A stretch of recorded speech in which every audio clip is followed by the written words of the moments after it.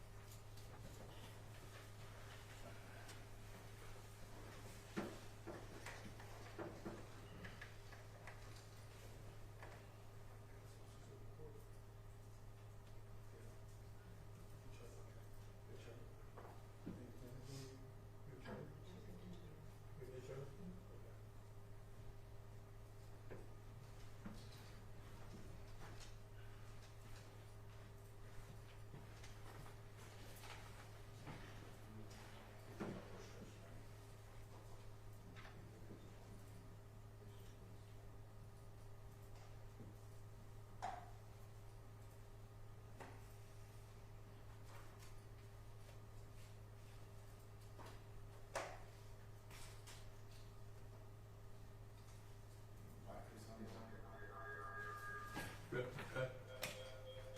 All rise. All rise. Oh, I thought you was ready, Judge.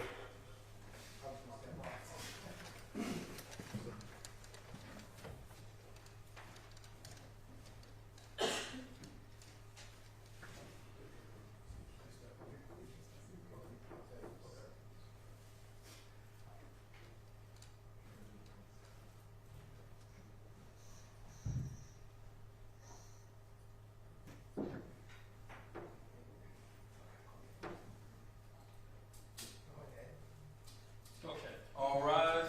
All rise. The Superior Court of Fulton County, Atlanta Judicial Circuit is now in session. The Honorable Chief Judge Euro Glanville presiding. Court up in order. All right, good morning, ladies and gentlemen. Thank you for your patience. The court had other business I had to deal with, and you can see that technology is not my friend this morning, but we're going to get through it. So,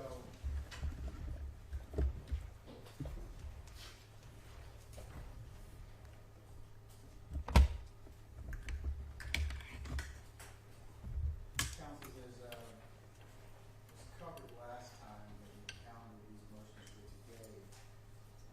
I have pending at this point in time. You all have pending. Motion number 31, 32, 33, 34, 35, 36, 37, 38, 39, 40, 41, 42, 43, there is a misnumber in there, 44, I don't know if there's anything that's been signed at 44, can you all correct that, or is there something supposed to be in there, a place card? Which number are you on? Yes, sir. 44. It was a motion that was filed on June 30th. Motion to conclude evidence of Cherokee County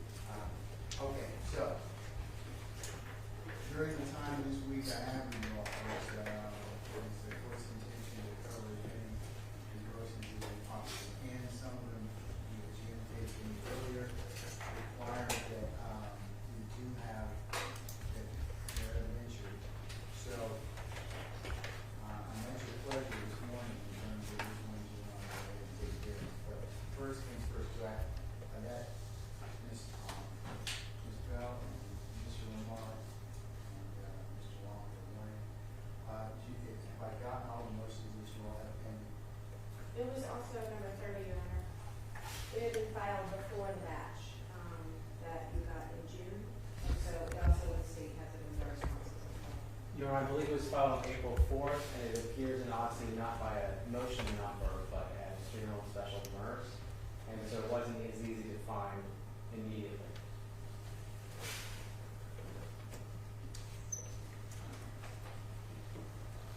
Any other motion on this piece? Good enough. Okay,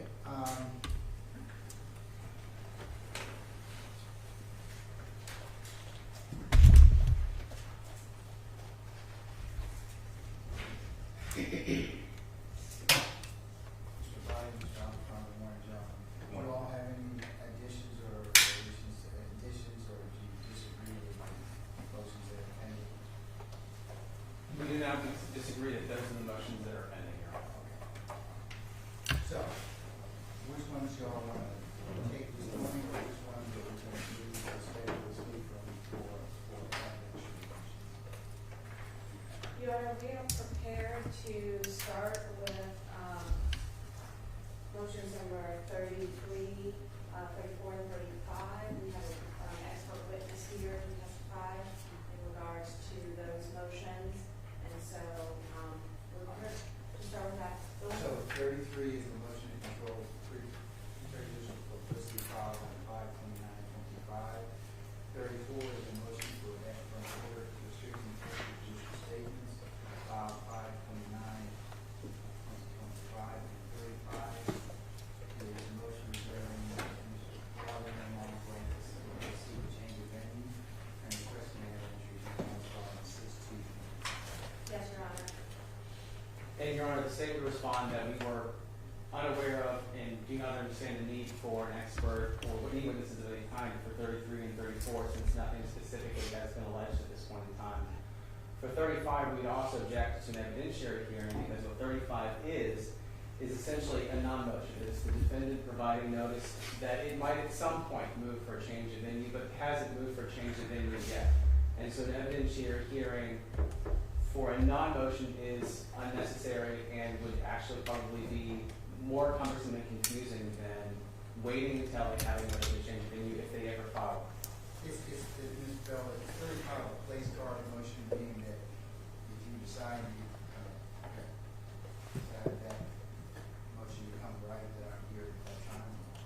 It is, Your Honor. However, the reason why we ask that it be considered with the other ones is because the testimony that is going to be provided, we will also be citing it to Your Honor when we get to the time in which we're going to be doing that motion. Because certainly a venue motion would be most appropriate closer to when we're giving a jury trial. You agree with me, it wouldn't be right now.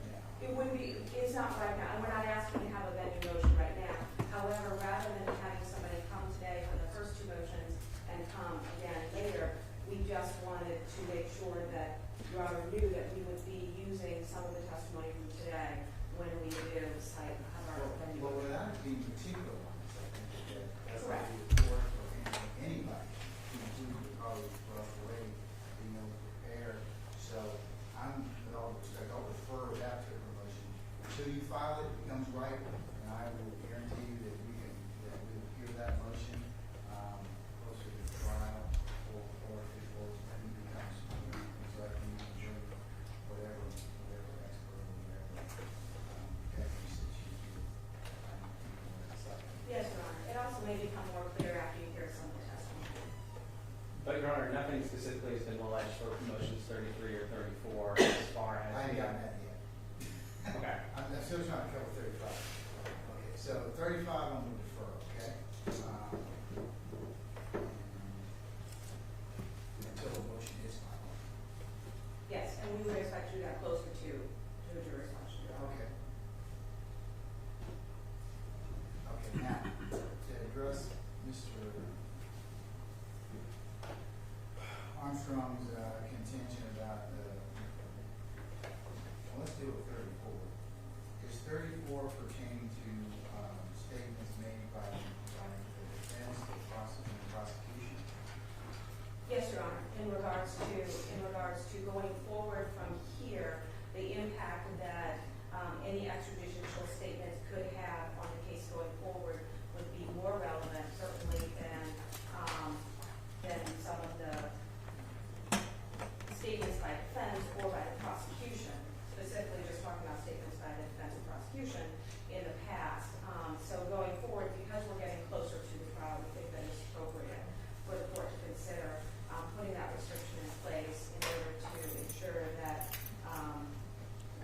information is not coming from either of these tables in regards to the media.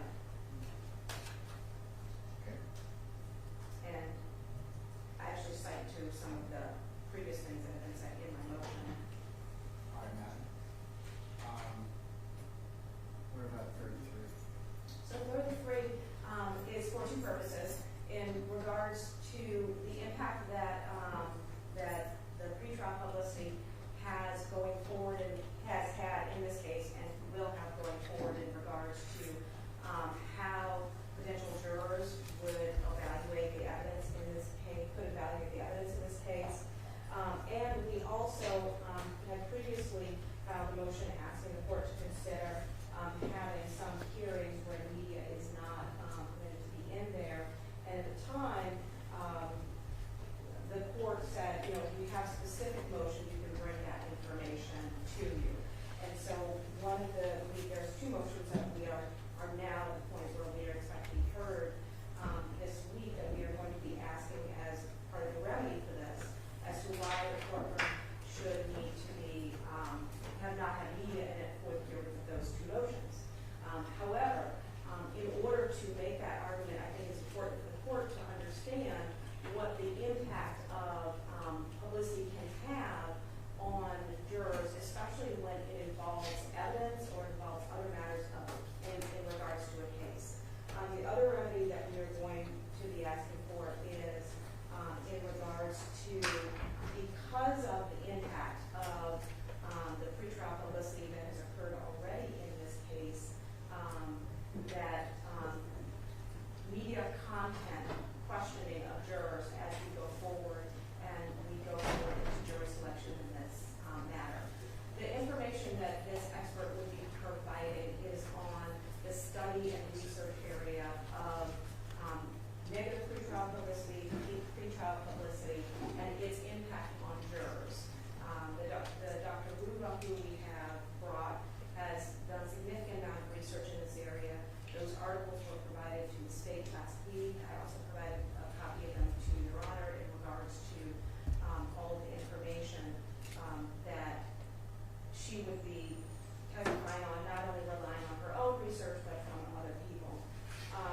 Issues such as the impact of publicity on jurors is something that has most impacted high-profile capital cases where you end up with, as in this case, and expected, that there is going to be media attention throughout the life of the case. And so we are asking to call Dr. Ruba to testify to that information and to that research so that this court will have an understanding as to the impact of what we're asking for in regards to those two issues.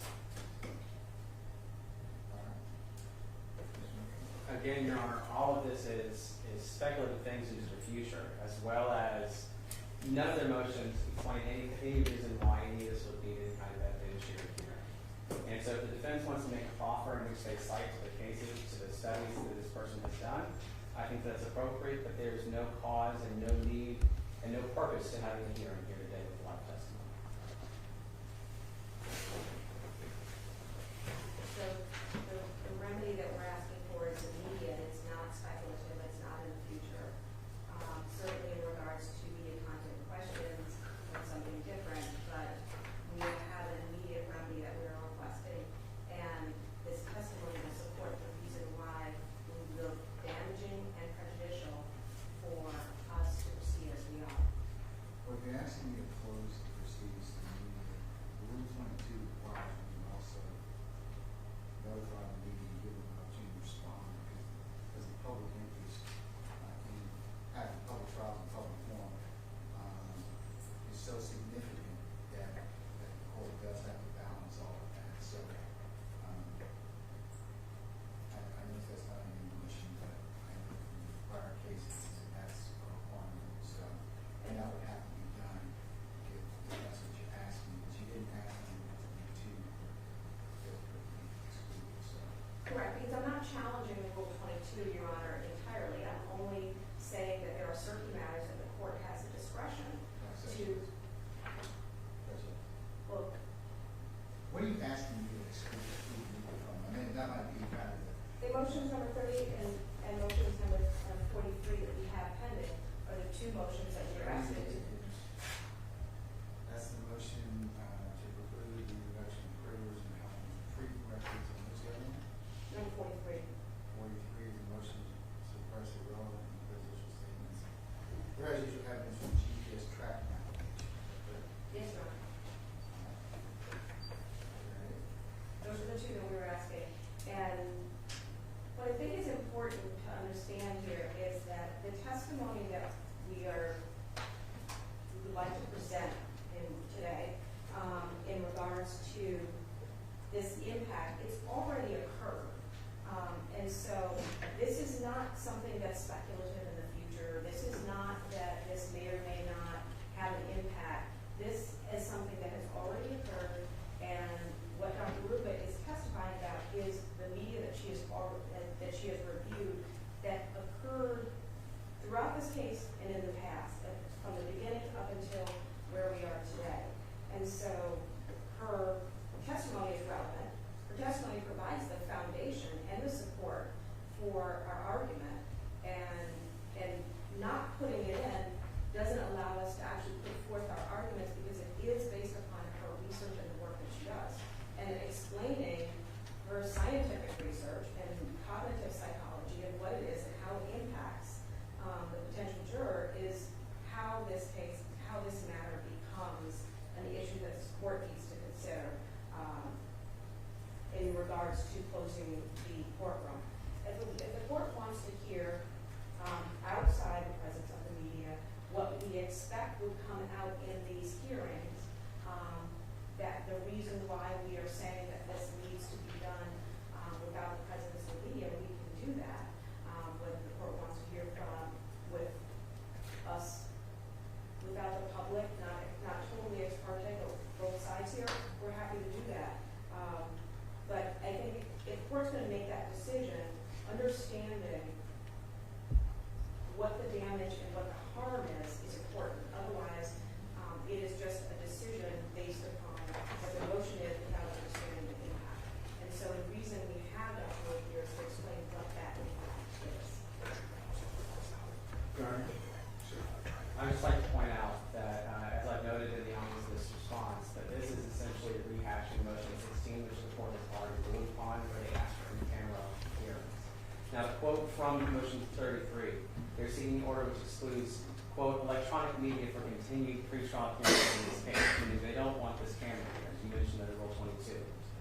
They've also asked for the inclusion of, they've asked for an order, quote, that all court filings and transcripts in this case be non-public filings until a jury is impaneled or until after trial, end quote. They are asking so that nothing is made public in this case moving forward, and the court has already denied that motion in motion 16. Now, motion 16 said very specifically, quote, your order on motion 16, said, quote, defendant is free to move the court in the future should more specific concerns and circumstances arise, end quote. The only two instances of media that are specifically identified in motion 33 are media things that occurred in 2021. Nothing new have they cited since the court issued its order on motion 16. They are simply rebranding motion 16 in a different way. They are attempting to do what the court has already identified, is they're trying to shut this down and make it no longer an open court under Georgia laws.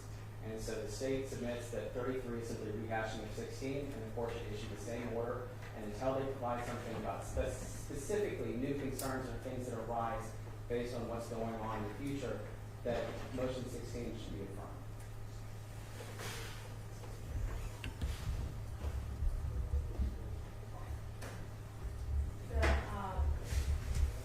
So what Mr. Armstrong said is actually the opposite of what I have just said, is that we are not asking to question Rule 22 completely and exclude the media. I've been very clear, we are asking for two particular motions that will be heard today. We are also not redoing 16, we are doing what the court said, which was come back specifically with what you're looking for and why. And that's what we've done. And thirdly, the media content from 2021 is not just old media. It has an impact that has a lasting impact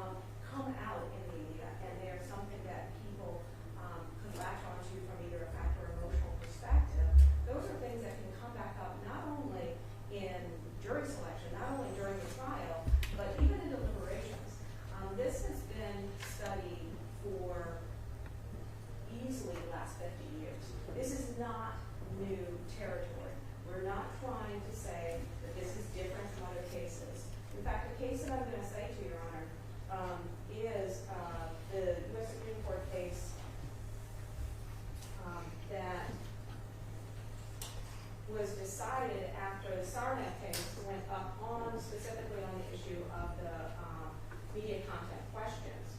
And so, afterwards, and during argument, I was going to present that to Your Honor, but that's why it's so important to understand the impact of it is because, as they said, the U.S. Supreme Court said in the Sarnet case, they said that it was the courts looking at what kind of content questions could be asked and making a decision as to how they were going to do that, that made, that actually ultimately is the reason that they reversed the reversal and affirmed the lower court's findings because they found that the district court had in fact done that kind of analysis. So we're trying to present our evidence. We're here with our witness. We've supplied all of the articles to the state. We are not trying to rehash anything. We are making a specific request. We've narrowed that request. We're happy to put information on outside of the media as to why we think that those two motions are appropriate to be heard outside of the cameras. We are not trying to quash any Rule 22s. If the court wants to hold on a decision for us to serve our motions on of those specifically requested that they not be present for those two hearings on the media for those two issues. We believe it's within the court's discretion because we're not trying to exclude them completely. But if the court wants I think anytime you're trying to exclude any proceedings, you have to give them an opportunity to be heard on that issue, even if it falls within an acceptable circumstance. Right. So I still have to give them the opportunity to be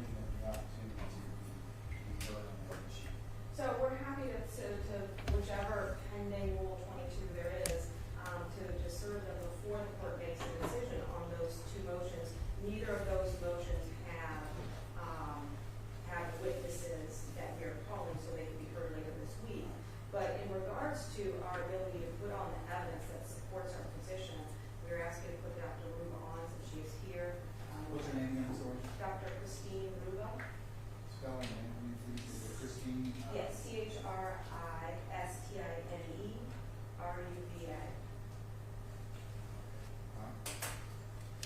Okay, all right. I'll hear from Dr. Ruben. Question 32. And I'll refer women on the issues of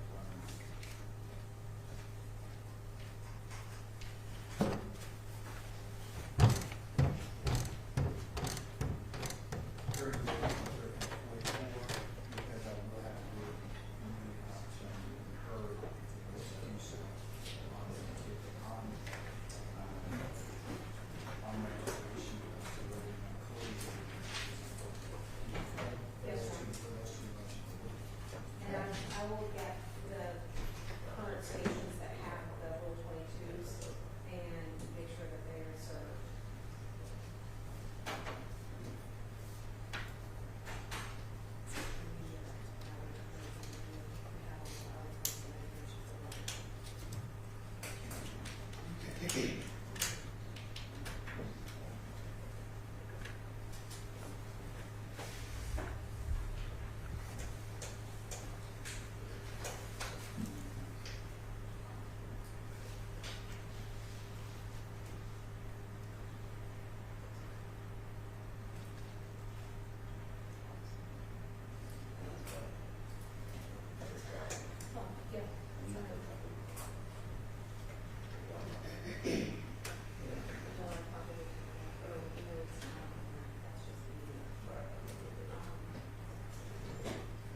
Who is the council that got you all that represents the division and ordinance? It's 25 and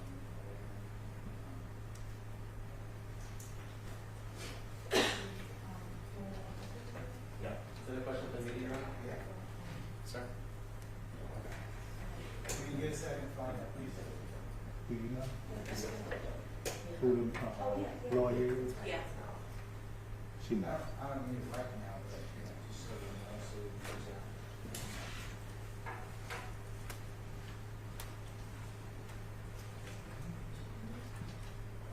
So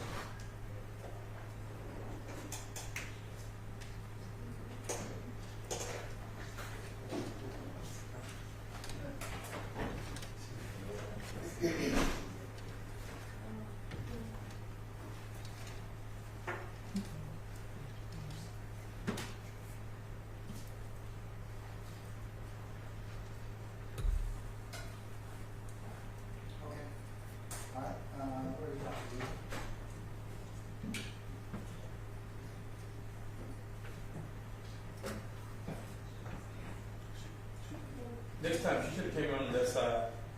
Dr. Brooke, you come down this side over here, this, please. Right down the, This side?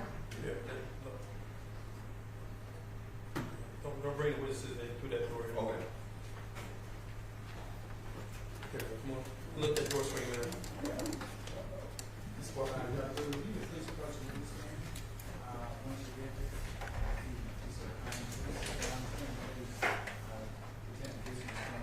Where your right hand from? Do you swear or affirm that the testimony you give in this court will be the truth, the whole truth, and nothing but the truth to help you God or affirm? Yes, I affirm. Okay, you may lower your hands, watch your step. Be seated. Okay.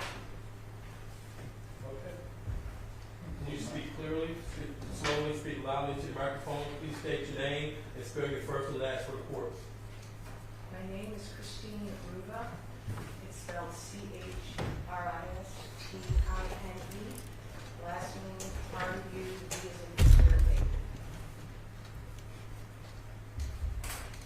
morning, Dr. Lula. Can you please, tell us where you currently work? At the University of South Florida, we are one USF now, so we have 3 campuses, but the majority of the time I'm either on the Tampa or Sarasota campus of USF. And what is your job title there? What do you do? I'm a professor of psychology, and my title also includes that I am the psychology campus chair of the Sarasota Manatee campus of USF. And can you tell us what your educational background is to currently be studying psychology?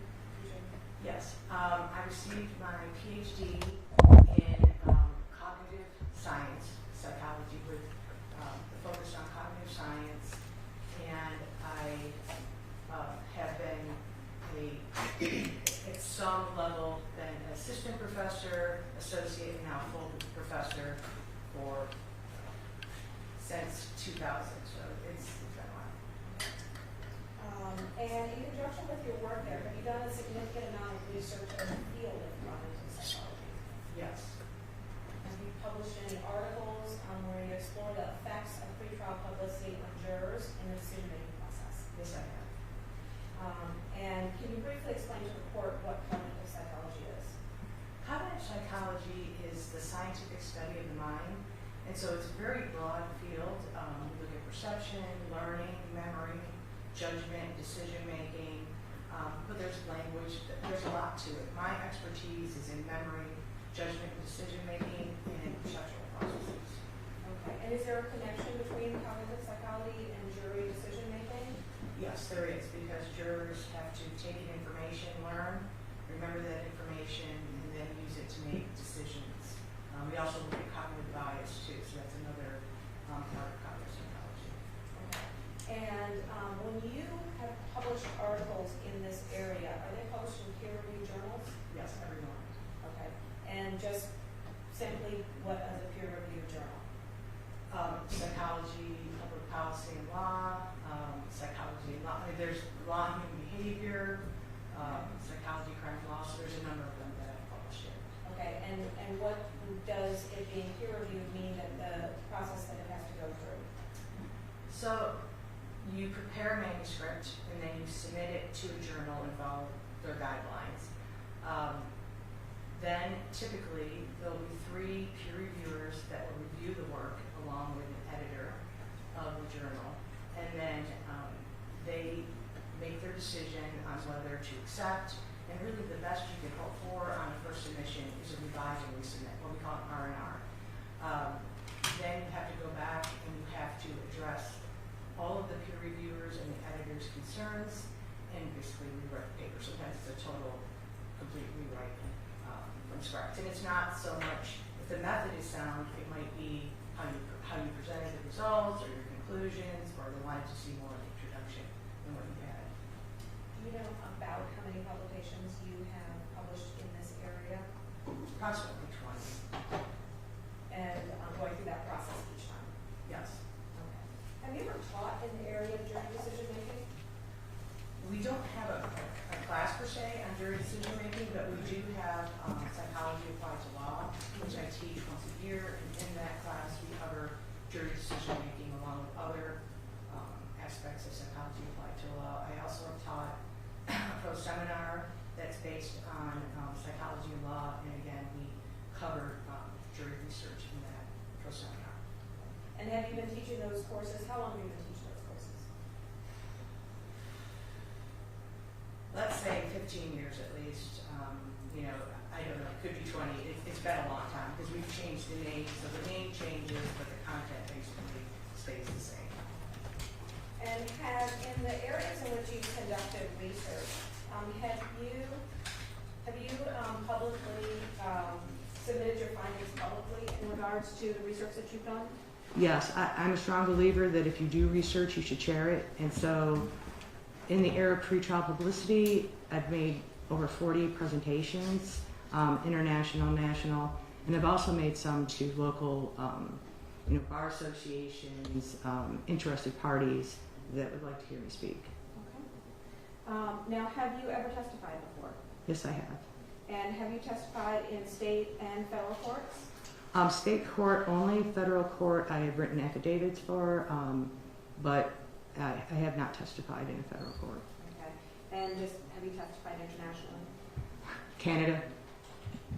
Approximately how many times have you testified?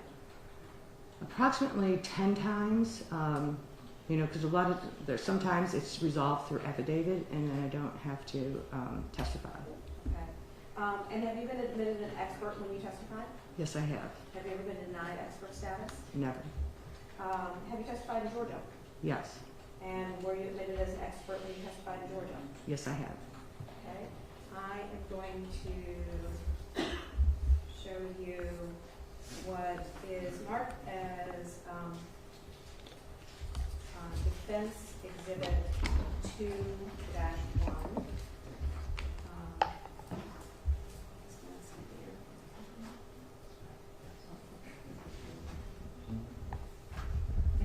You may not.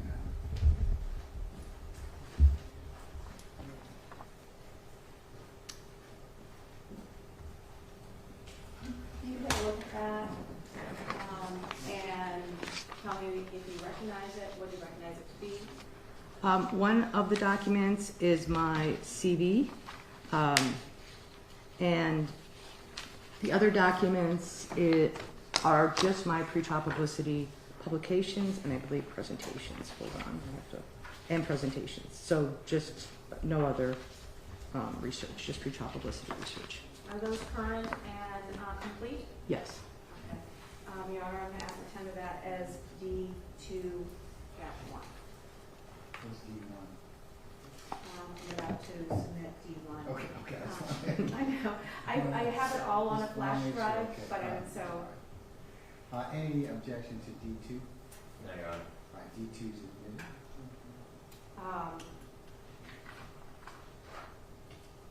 Okay. And Your Honor, I am going to ask at this point to tender Dr. Ruba as an expert in the field of cognitive psychology. Mr. Biden or Mr. Armstrong, would you like to report on Dr. Ruben? No objection, Your Honor. Okay. Then Dr. Ruben will be admitted for the purposes of this hearing as an expert in cognitive psychology.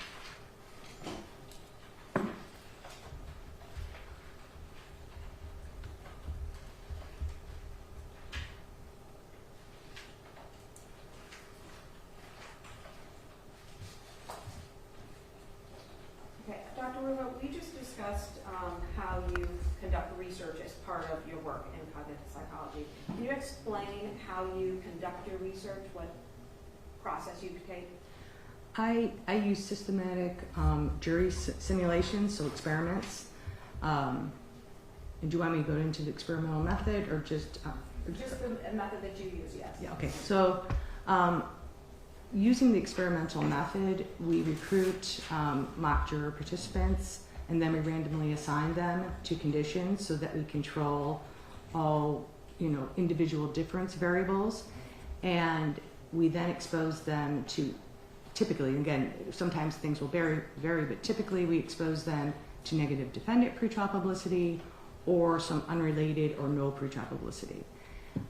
We then show, And when we expose them to pretrial publicity, we do so with a time delay between trial and pretrial publicity exposure. And so our mock juror participants will read the pretrial publicity. Typically, there'll be a delay of 7 days or more. Sometimes they will get this publicity in person in the lab. Other times, they'll receive it online over time and receive it that way. Then they come back to the lab. They watch a videotaped trial that's an actual trial, which has been shortened to be used in research. They then deliberate and hopefully come to a unanimous decision about guilt, but we can't keep them there forever, so some do not. And then we explore the systematic variation of pretrial publicity allows us to have different types of pretrial publicity, different amounts of pretrial publicity, and we could have different time delays. And that way we know that the effects of these variables, such as negative defendant versus no, is due to the manipulation that we did in that particular experiment. So we have experimental control over this. And so this is controlled studies versus field Yes, research? correct. Okay. And is it fair to say that the reason why you control it is so that you can be sure that the results that you're getting are directly related to the stimuli you're providing? Yes. In what we call in the field, if you do field research, we call it in the wild because everything varies and you don't have control over those variables. And so if we want to know if pretrial publicity or the amount of time or whatever it is, the amount of pretrial publicity influences jurors' decisions, we want to be able to control it with the same trial, with the same deliberation time, so everything is kept equivalent. But also, there has been, and I haven't done them, but other people have done what we call generalizability studies, where they see if our findings in the lab generalize to actual juries in the field, and we find that on all important variables, they do. And so this artificiality that we do have in the laboratory doesn't reduce the application to real-world findings. And where do you get your sample of mock jurors? So typically for a lot of the deliberation research, it was student samples that were recruited through the University of South Florida. Our campus has a very diverse student population, so we have a lot of people that are returning. So we do have a diverse population in age, coming back to school. And so it's not the typical college sample a lot of times. But we do use student samples, but I've also used in some recent research general population, but that is survey research without deliberations because it's very difficult to do a general population study. It costs a lot of money and a lot of time to do it, and we're finding the same results. It hasn't been published yet, but we're finding the same results in our new studies. Okay. And so this is not a field amongst you. There are other researchers here. Yes. And so that do this work. And so were you provided a referral question in reference to your testimony today? Yes, I was.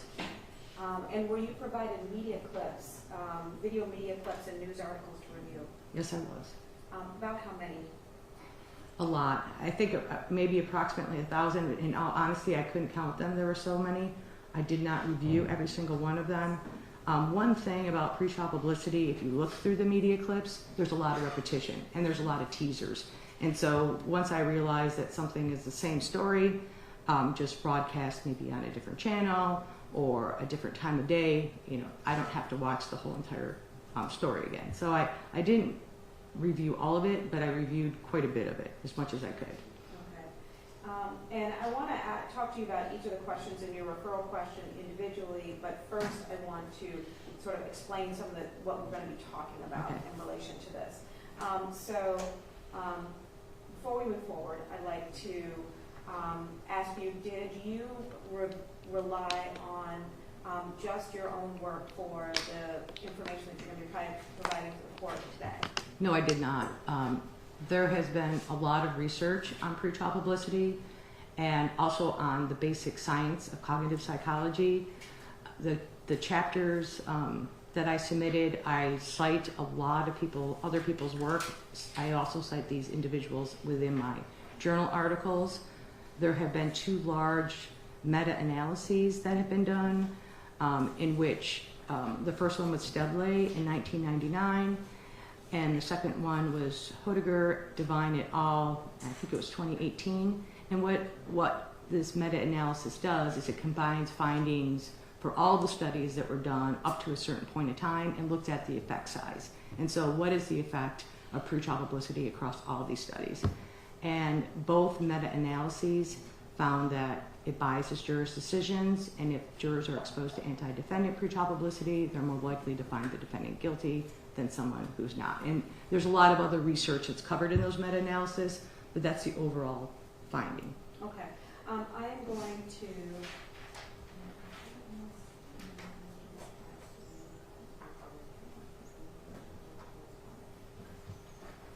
I'm gonna, if I may approach Your Honor? Yes, you may. I'm gonna hand you. You can take just a look at that, maybe. And I'll just show you that. Okay. That's from the. That's the media. That's the media. This is this week.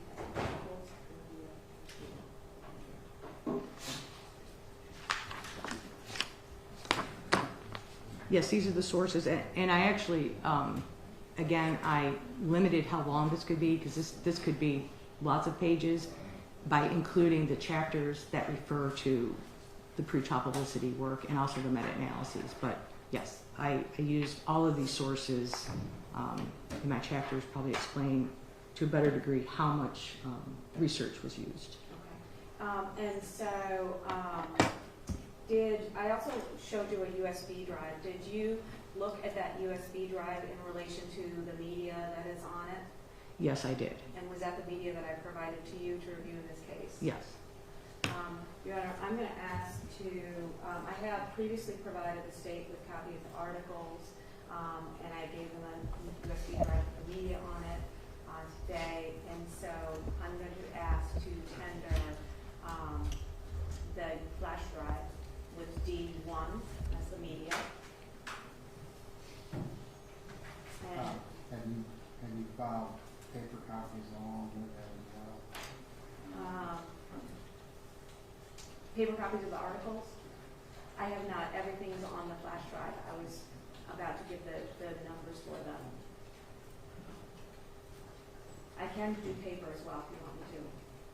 I provided a USB drive to your office earlier this week. I'm more interested in my court order, Ms. Parker, being a copy of it, because she's gonna have to do that anyways. Okay. Won't you, Ms. Parker? She Yes. said yes, so yes, could you Sure. print a copy and just so it can be, so that we won't have to replicate that later?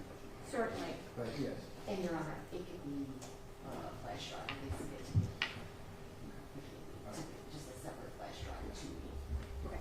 Separate flash. Okay. I will do. I'll make a copy of it.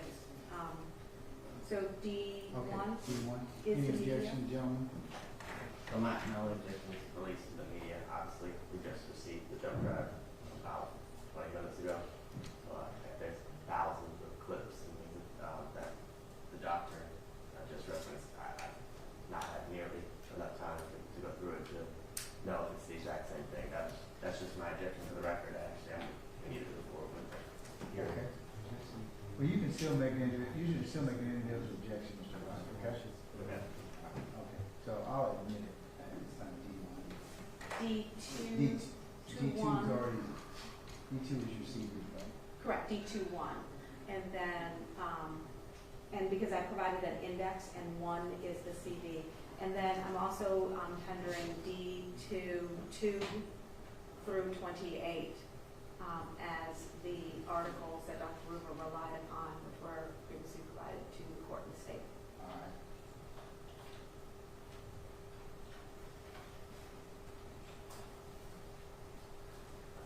I hear you.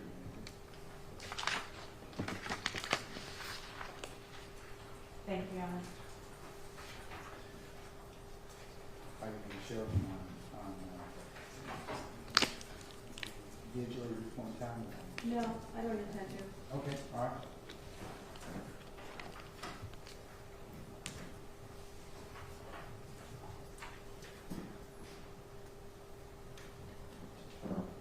So, Dr. Rulo, in the world in which you work and the studies in which you do, is negative pretrial publicity a term of art? Yes. And can you define it for us? So negative pretrial publicity is defined as all media that follows a defendant on the way or a case on the way to trial that is anti-defendant or paints the defendant in a negative light. Okay. And so, if something is not per se negative, based upon your definition, could it still be detrimental to the jury process? Yes, and again, there's different ways to answer that question. So we've looked at pro-defendant pretrial publicity, that affects the jury process. We've looked at anti-victim or anti-prosecution pretrial publicity. It has both have a strong effect on jurors. But something doesn't necessarily have to, again, it's hard to differentiate because a lot of publicity, if it causes adverse negative emotions in jurors, we would define that as anti-defendant pretrial publicity if it's associated with the defendant. Okay. And so it's a hard question to answer. It's sort of like you know it when you see it, and you know it by how jurors, like our mock jurors, whether they say, this information strongly supports the prosecution, and this is what we'll do, or supports the defense when we pilot, and that's one way that we can figure out. But in the real world, if it's negative and it's negative statements, yes, it's we look at it as negative pretrial publicity, even if it's emotional in nature. Okay, and so you're getting up to my next question is that some of the items that you've viewed and that you sort of examined here have both fact content and emotional content. Can you sort of explain the difference in regards to the content, and then I'll ask you more about the impact after. Yeah, and again, something could be, factual, but it could also create emotional responses. So for example, some of the media I looked at talked about, for the emotionality, talked about young Asian American women, their experience, and how they felt after the spa shootings. And that was highly emotional. Even though mostly it was verbal, it was highly emotional because they were talking, they were using emotional language, fear, anger, sadness, outrage. And so those types of words, obviously, that's easy to say it's emotional. Right. Also, images can be emotional. And so images of the memorials, images of the protests, those things can cause, emotions in jurors. Okay. And in terms of factual content?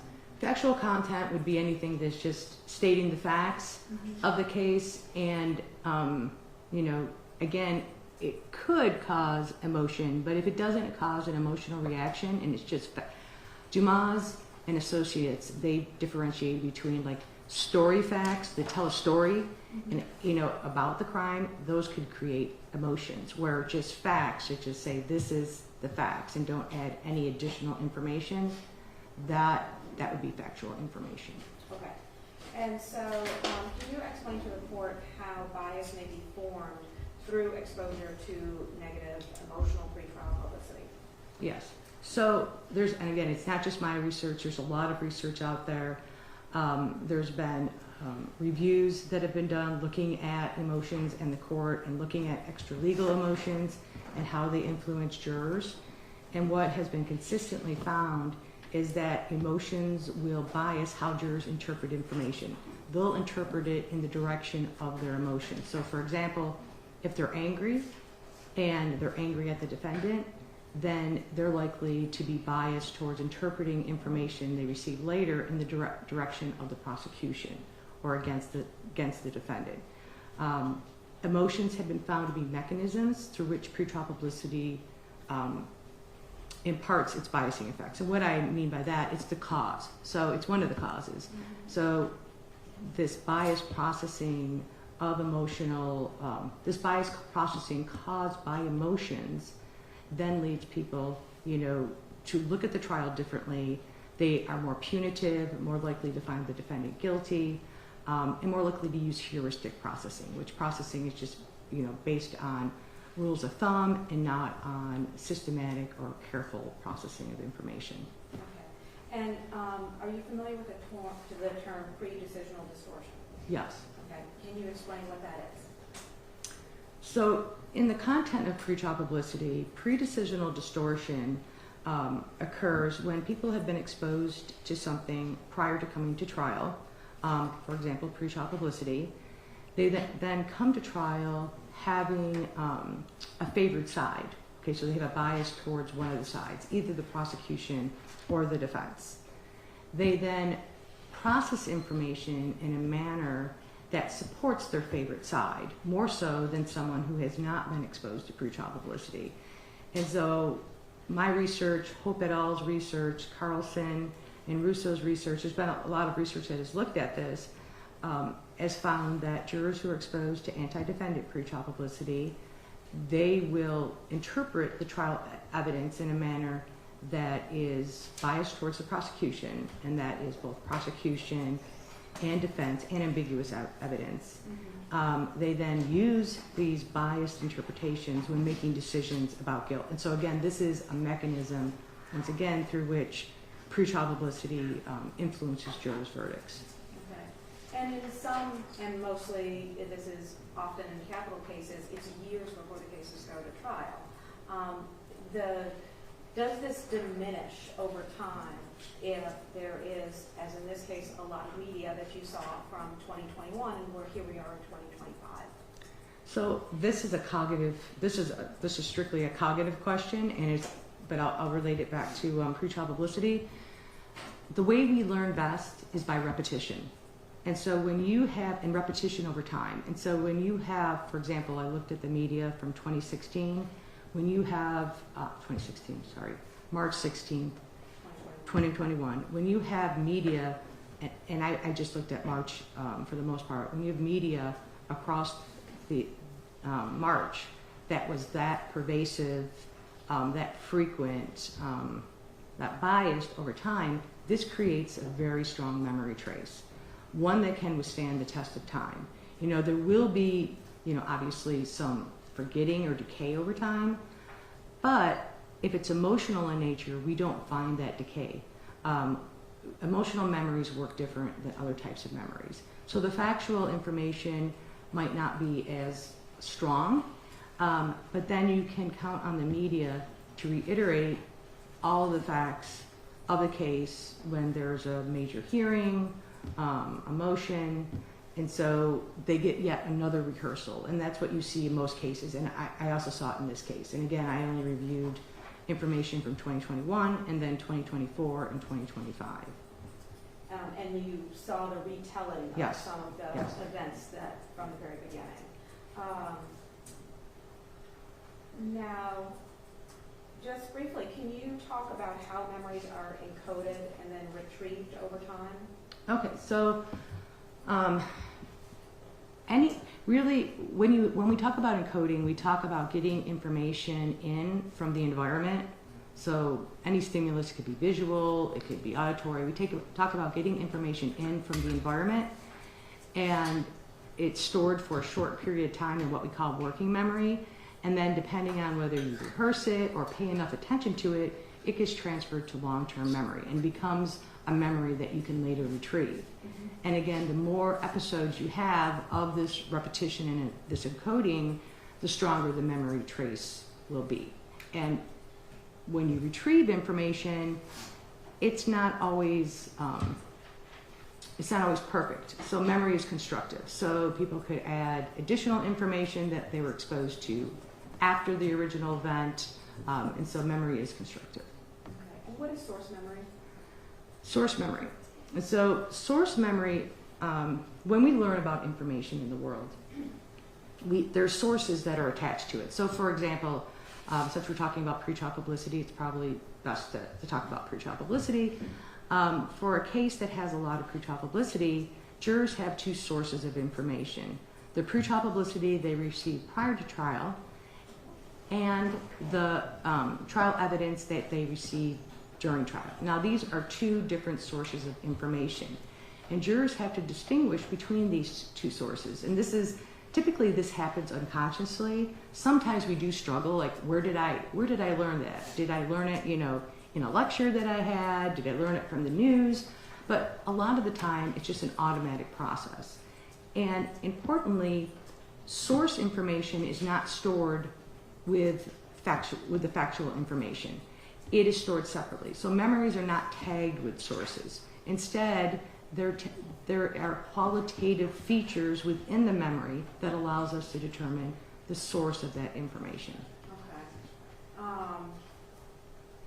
And so, would it be fair to say that a person could be in a situation where they hear information and they don't realize it, but they are assuming that it came from source one when it came from source two?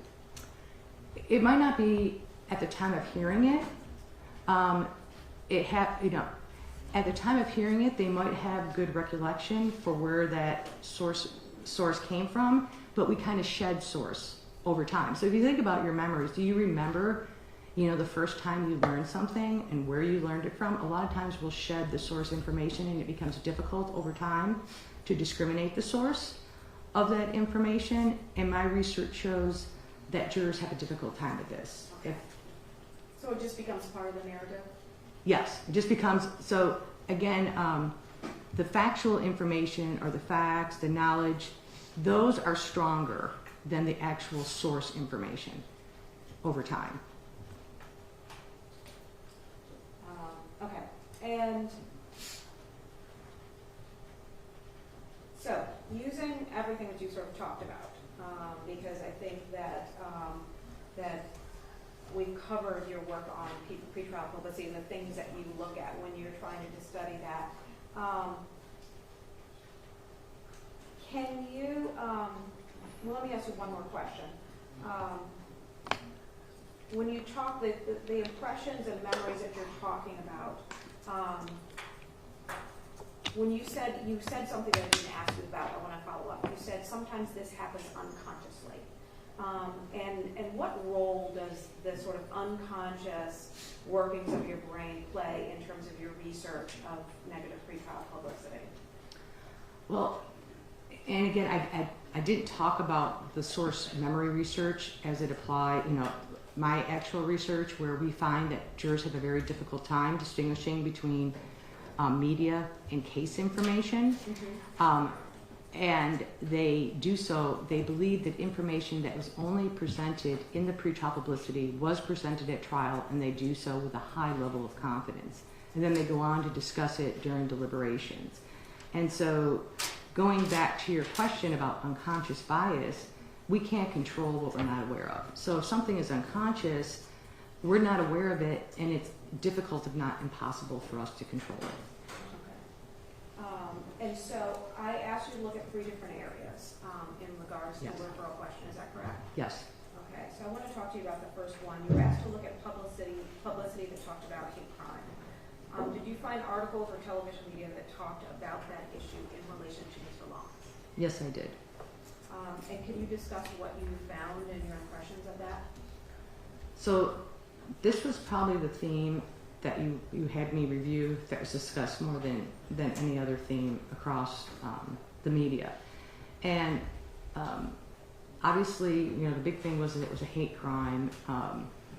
Individuals, whether it was politicians, people in the community, expressed their opinions that, this is nothing other than a hate crime. Anyone who says it's different than a hate crime, basically, that's problematic and that's disrespectful of the victims. And so there was a lot of emotion tied to this. There was also presentations, protests, and solidarity that took place across the country in March of 2021 that stood up for the Asian American and AAPI community, not only in-person protests, but also online protests.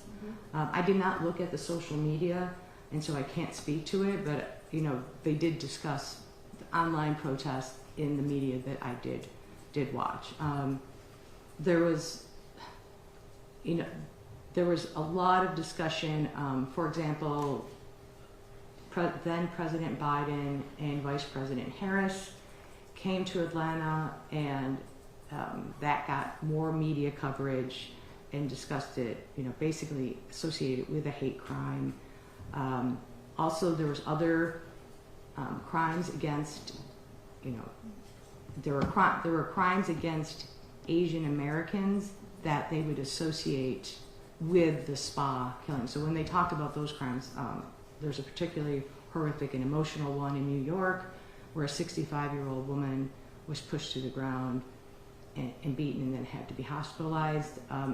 You know, they then led into, you know, the spa shootings. You know, this is an epidemic basically, and this is, and so every time, you know, another crime or, you know, there was a lot of, I'll say there was a lot of interviews and people at podiums discussing that this needs to be, you know, we're angry, we're mad, public outrage, moral outrage about what happened. Yeah. Okay, and in your research and under the technical definition for your work that you do in cognitive psychology, does this fall under negative pretrial publicity? Yes, I mean, not every single thing in the story, but the stories as a whole, yes. Okay. And can you explain why? Because, it associates the defendant with, you know, a hate crime.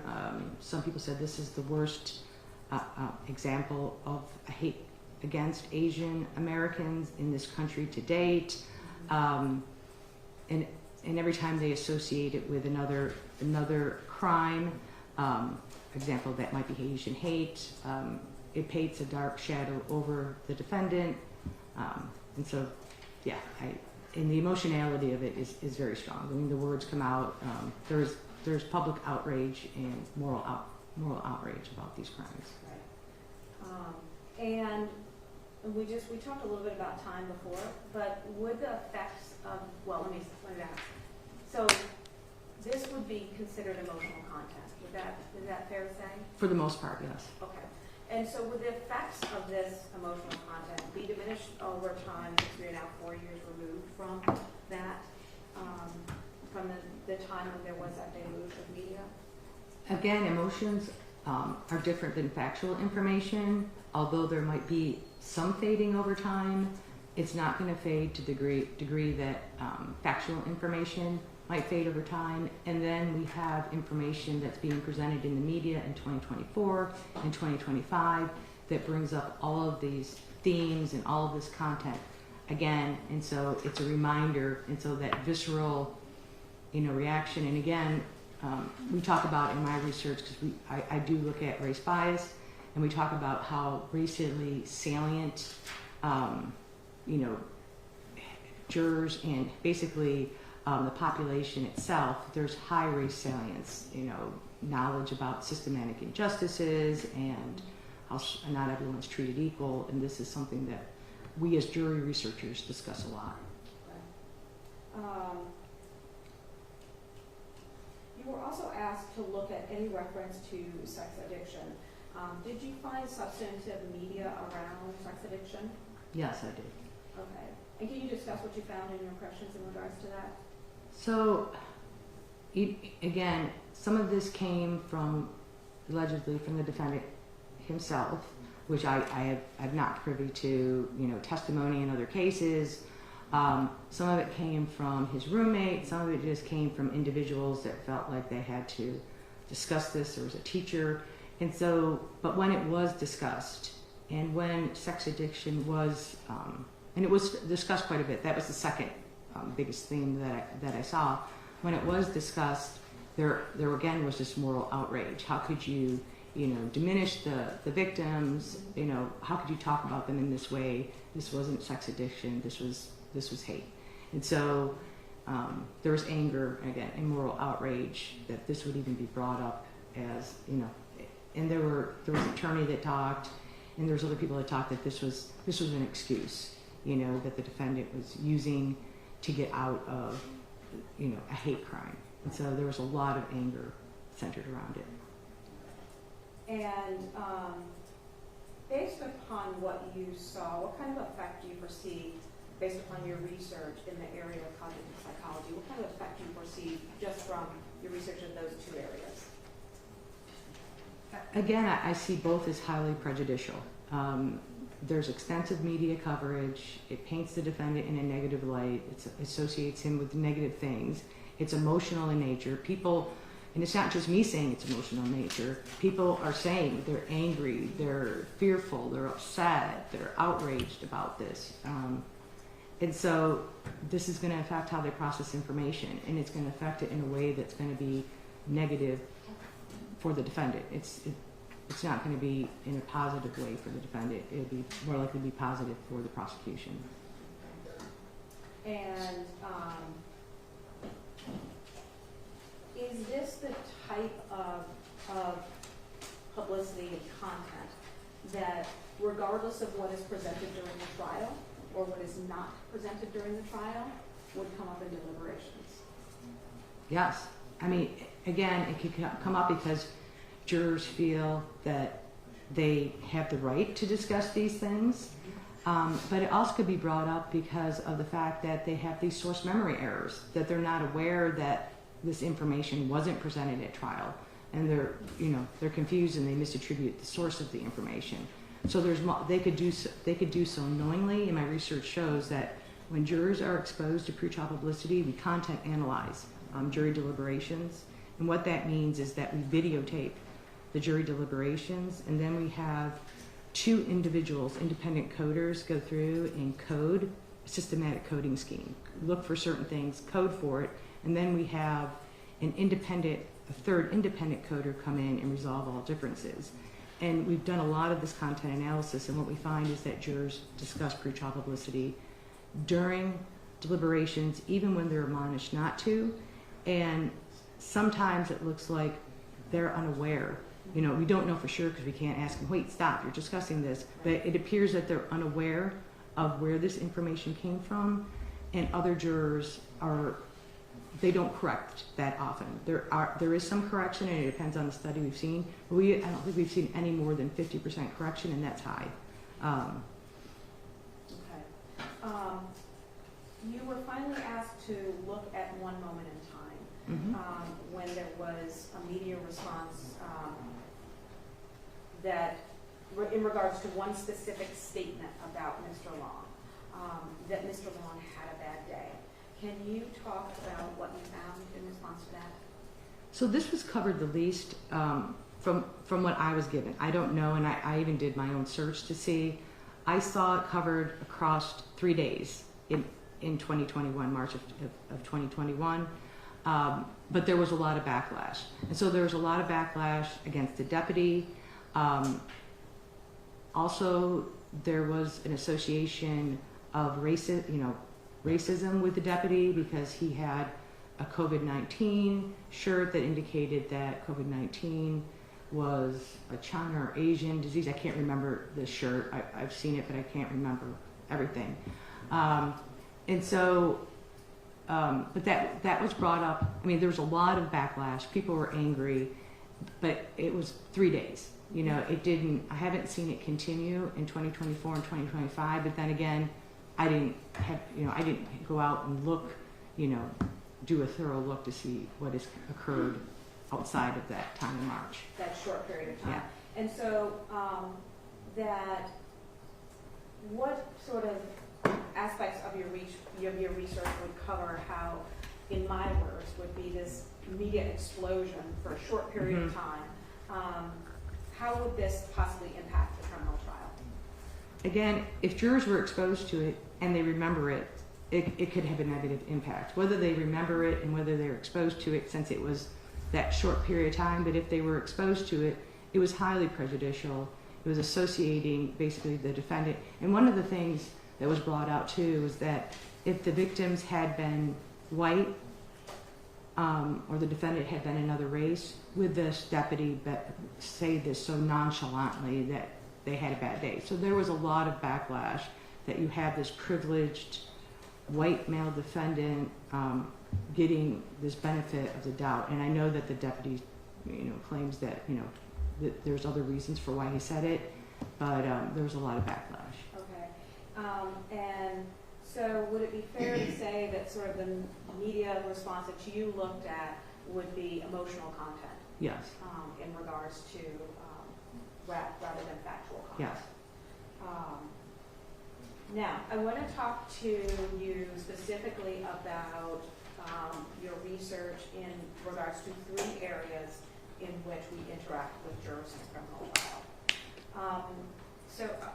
Let me ask you, are you familiar with the jury selection process in a capital case in Georgia? Yes.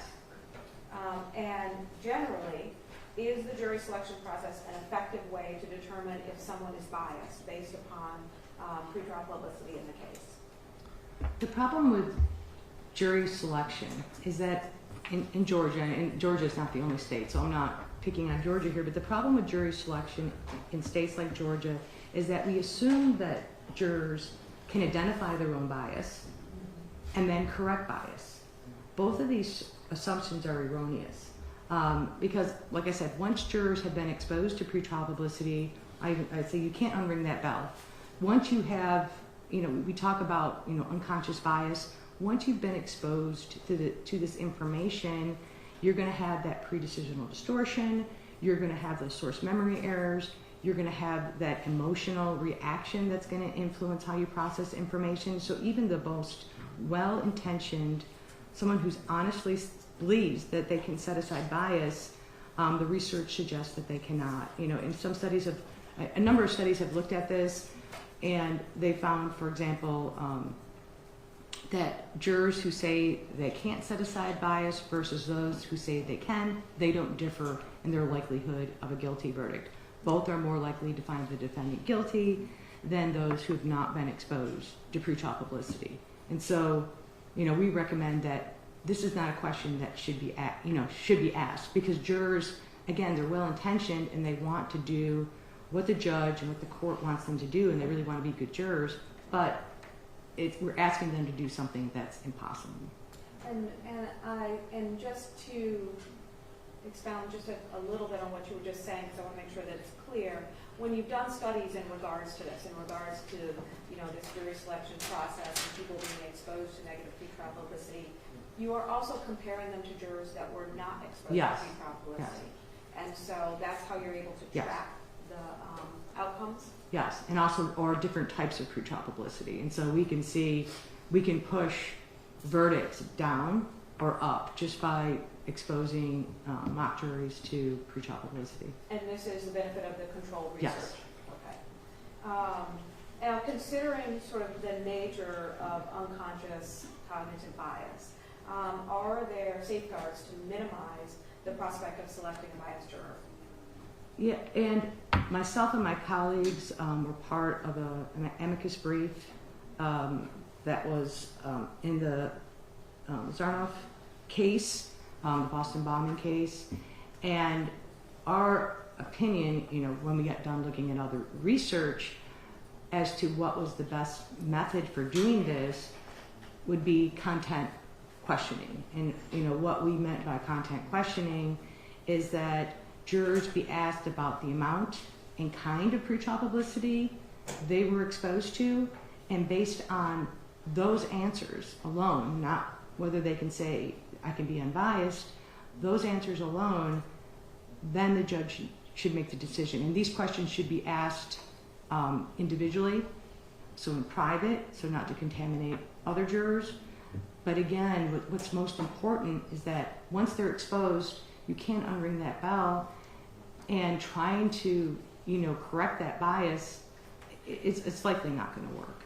Okay. And is the amicus brief that you submitted in United States versus Sarnav one of the materials that was provided Yes. in regards to this? Yes. And that is, just for the record, that is D2-3. Okay.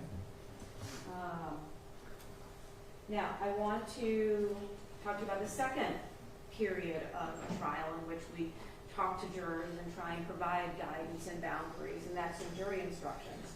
Have you have you been provided and have you reviewed the jury instructions in Georgia regarding media and how the jurors should consider it? Yes, I have. Okay. And what are your impressions in regards to that and the impact on being able to prevent a juror from engaging in some sort of bias?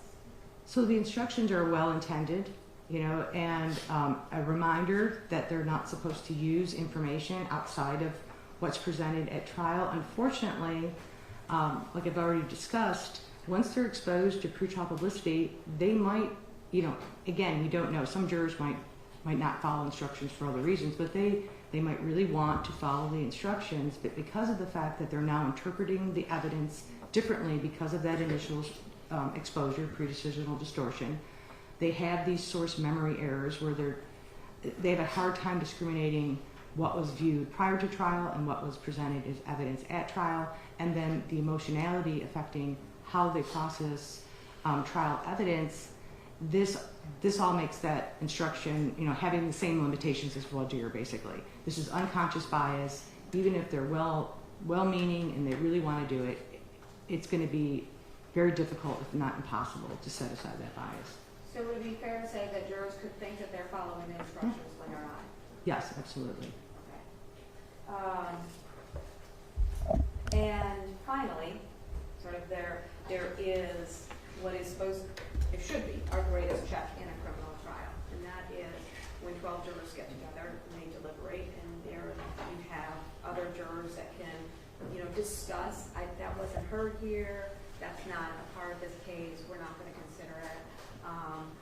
You've talked a little bit about that, but have you conducted studies surrounding cognitive bias in jury deliberations? Yes, I have. And so once again, we do both quantitative, so look at like the numbers, how many people vote guilty, the source memory errors, the pre-decisional distortion, but we also do qualitative analyses, and that's the content analysis that I've already discussed, where we look at the videotapes and we systematically do a content analysis of them. And what we have found is that jurors who are exposed to anti-defendant pretrial publicity discuss the trial evidence differently during trial than those who are not exposed. Specifically, they interpret all of trial evidence, or they discuss all of trial evidence in a manner that supports the prosecution more so than those who have not been exposed to pretrial publicity. They also will bring up information in the pretrial publicity, like I've already discussed, and a lot of times it looks like they're unaware, and then others won't correct them. They're unaware that this was taken from the media and not from the trial, and they feel free to discuss it. I think the most telling study that we did was when I looked at, and again, I'm not the only one that has looked at this, but I've done a lot of deliberation studies. I was curious, well, what happens if we have juries, and I'm making this very simplified because we had a lot more conditions, but I think this is the important conditions for this. What happens when we have juries that are pure in nature? And what I mean by that is everyone's exposed to the same information. Everyone is not exposed to pretrial publicity, or everyone is exposed to negative defendant pretrial publicity. And then we have these mixed juries, where half of the individuals, roughly half, are exposed to pretrial publicity, and the other half are exposed to no pretrial publicity, and then we see what happens. And we wanted to know whether the jurors who were not biased, not exposed to pretrial publicity, would correct the biased jurors. Or would we see a transfer of bias from the PTP exposed jurors to the unbiased jurors? And what we found was the latter, that jurors who were not exposed to pretrial publicity were exposed to this pre-decisional distortion, this distorting of trial evidence discussion during deliberations. They were exposed to the pretrial publicity, and then their verdicts looked like the negative defendant pretrial publicity jurors after deliberations. So instead of correcting bias, these non-exposed jurors picked up the bias from the negative defendant PTP exposed jurors and became biased themselves. And so, and when you were doing this study, and this study was in was in your 2017, Keep Your Bias to Yourself. No, this is the most recent one that you have. I believe that one is interesting too. But that one is that might be quantitative too. But I've done a lot of research. Is this the 2022 What Drives a Jury's Yes, Deliberations? yes. Okay. And I believe the other study you're talking about, we did look at it too, but yeah, we did it in 2 studies. I just don't remember the year of the earlier study, but we have done it. We have found the same thing twice. And I didn't discuss the negative victim or the negative prosecution, but we find the same thing. You know, we find the same thing that if you have a mixed jury with half not exposed to pretrial publicity and half exposed to negative victim or negative prosecution, we find that bias spreads to the non-exposed jurors. And I just want to reference that article of the study that you're Yes. talking about is B218 in regards to what drives a jury's deliberations, the influence of pretrial publicity and jury composition on deliberations, slant, and content. And so in that study, specifically, as you just explained to us sort of the outcome, when the deliberations are going on, you are monitoring content, what they're talking about. And so as you're monitoring that content, are you able to see where jurors that are not exposed to negative pretrial publicity become convinced of information that they're provided that was not in the trial? We didn't look per se, you know, at whether, because some of these things you're asking are very difficult, you know, with content analysis. Instead, we looked at overall the slant of the deliberations, and we looked at, you know, we did look at discussion of pretrial publicity. Obviously, we know that the slant, we can say that the slant was pro-prosecution for those who were exposed to anti-defendant pretrial publicity, and those who were exposed to anti-defendant pretrial publicity were the ones that were bringing up the pretrial publicity. The others, they didn't correct like we had hoped they might correct. There might have been some correction, but there wasn't a lot of correction. And by the time the jury deliberation was over, that's when we used the quantitative method, and we look at what do their verdicts look like. They look just like their negative defendant pretrial publicity partners, even though they have not been exposed. So during deliberations, we know that they are exposed by the PT. You know, I can't say whether they agree. Those aren't things we want. We wanted to look at the content, how pretrial publicity was discussed, whether it was discussed, and how trial evidence was discussed. And so is there a way for us to just put in a prophylactic before they go into deliberations to prevent that from happening?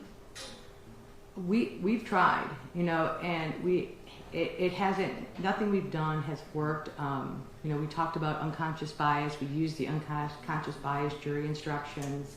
That was the Jones et al. that I was on.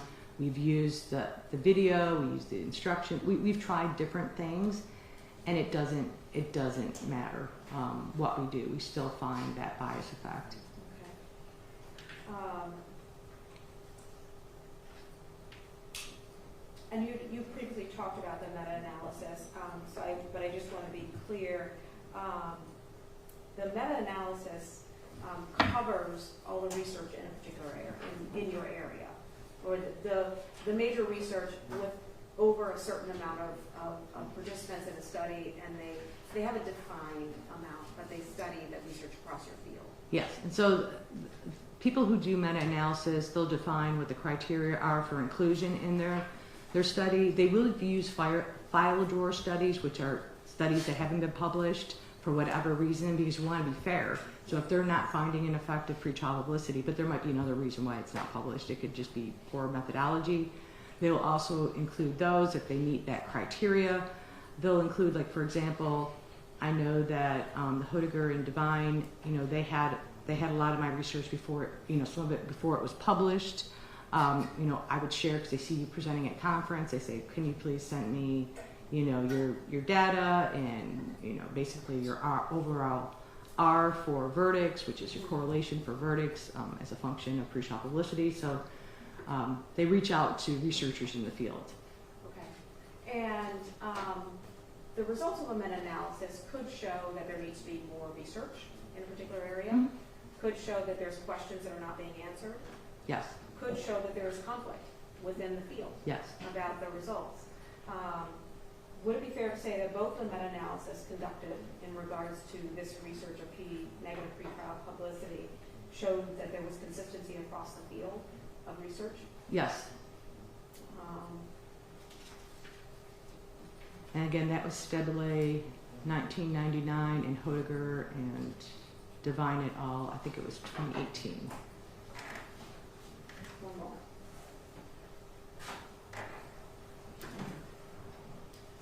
I don't have any questions. Any more questions? Cross. Yeah, just a few questions. Good afternoon. Good morning still. Well, it's noon, almost noon. Almost noon. The studies that you just spoke about all involve studies and what I'll call mock trials, correct? Correct. And none of the studies that you or any of your colleagues have performed or any of the articles that are in exhibits 2 through 28 involve studies of actual juries post-trial, correct? No. Okay. And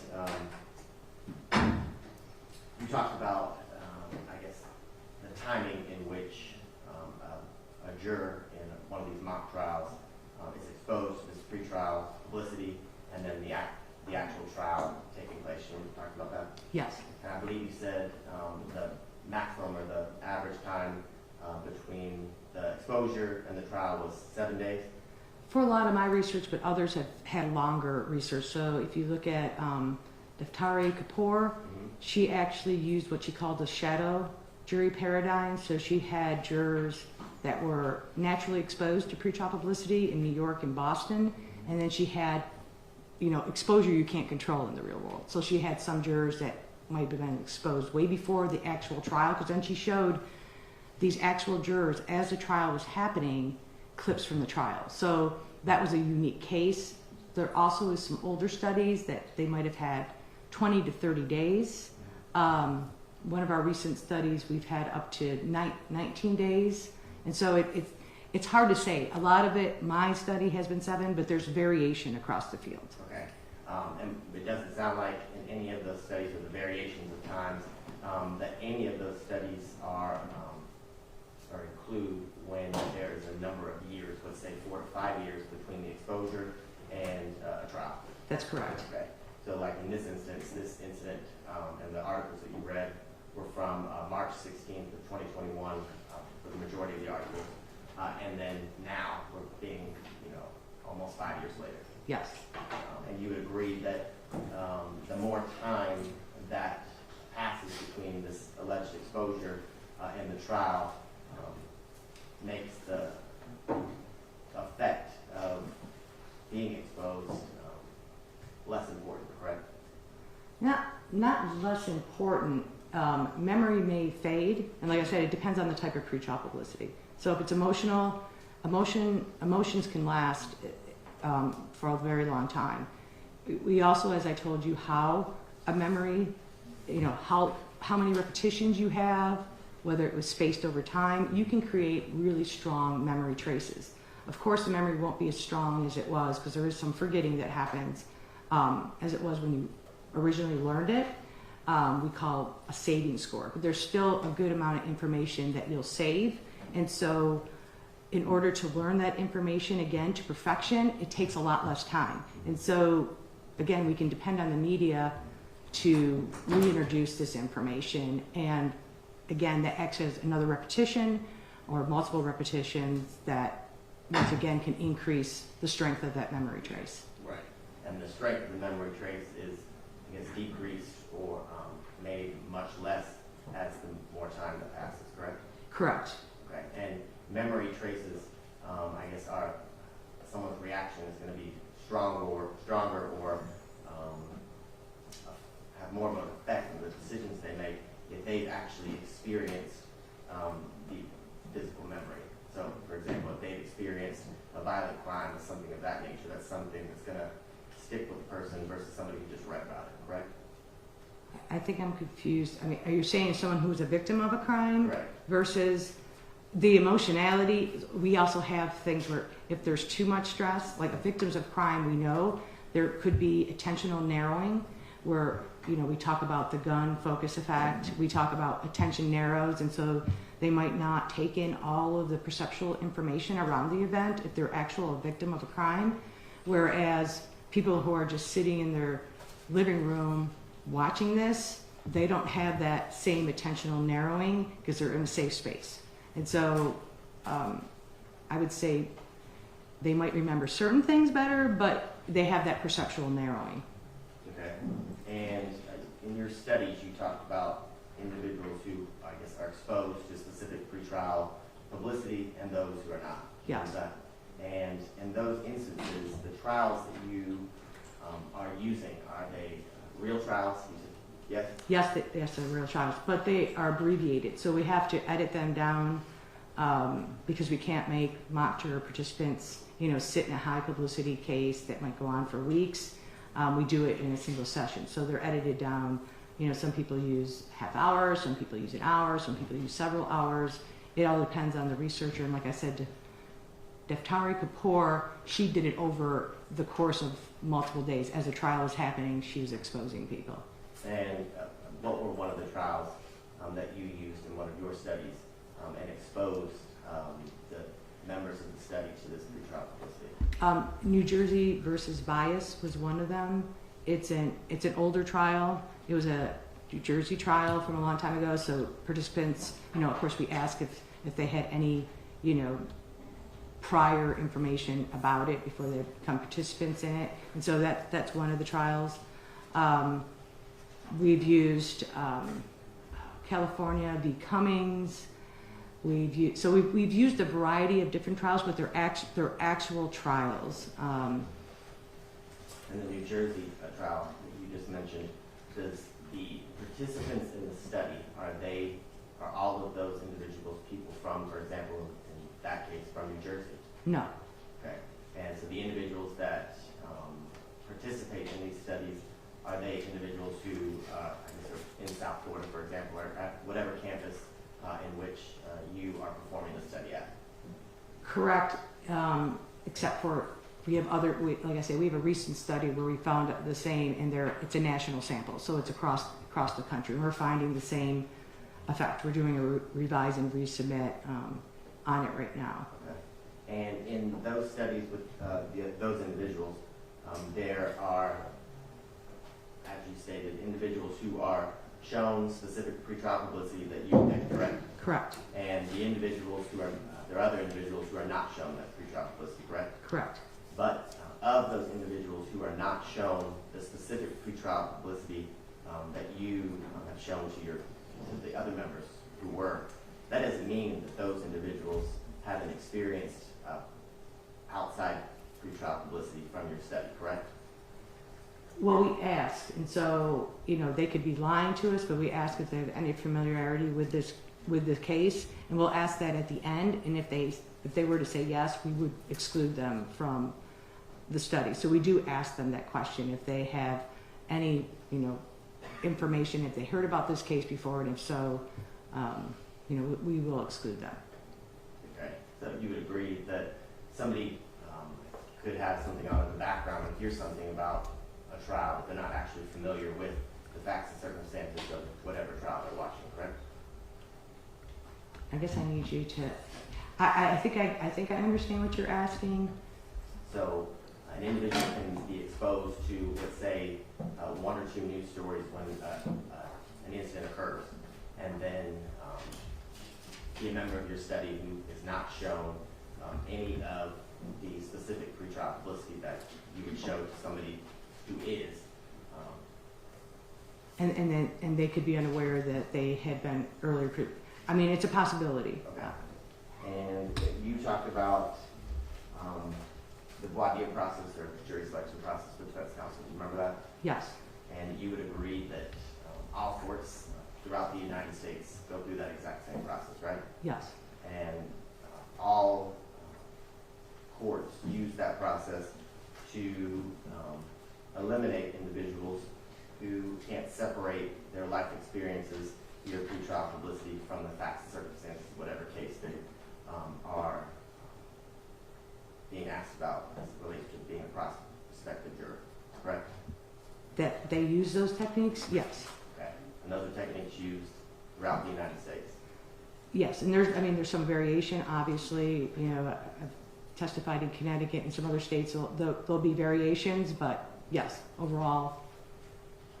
And you agree that each court or all courts take measures in instructing jurors if they are to make their decision, if chosen, during the deliberation process based on the facts and circumstances that they hear and learn about in the courtroom, correct? Yes.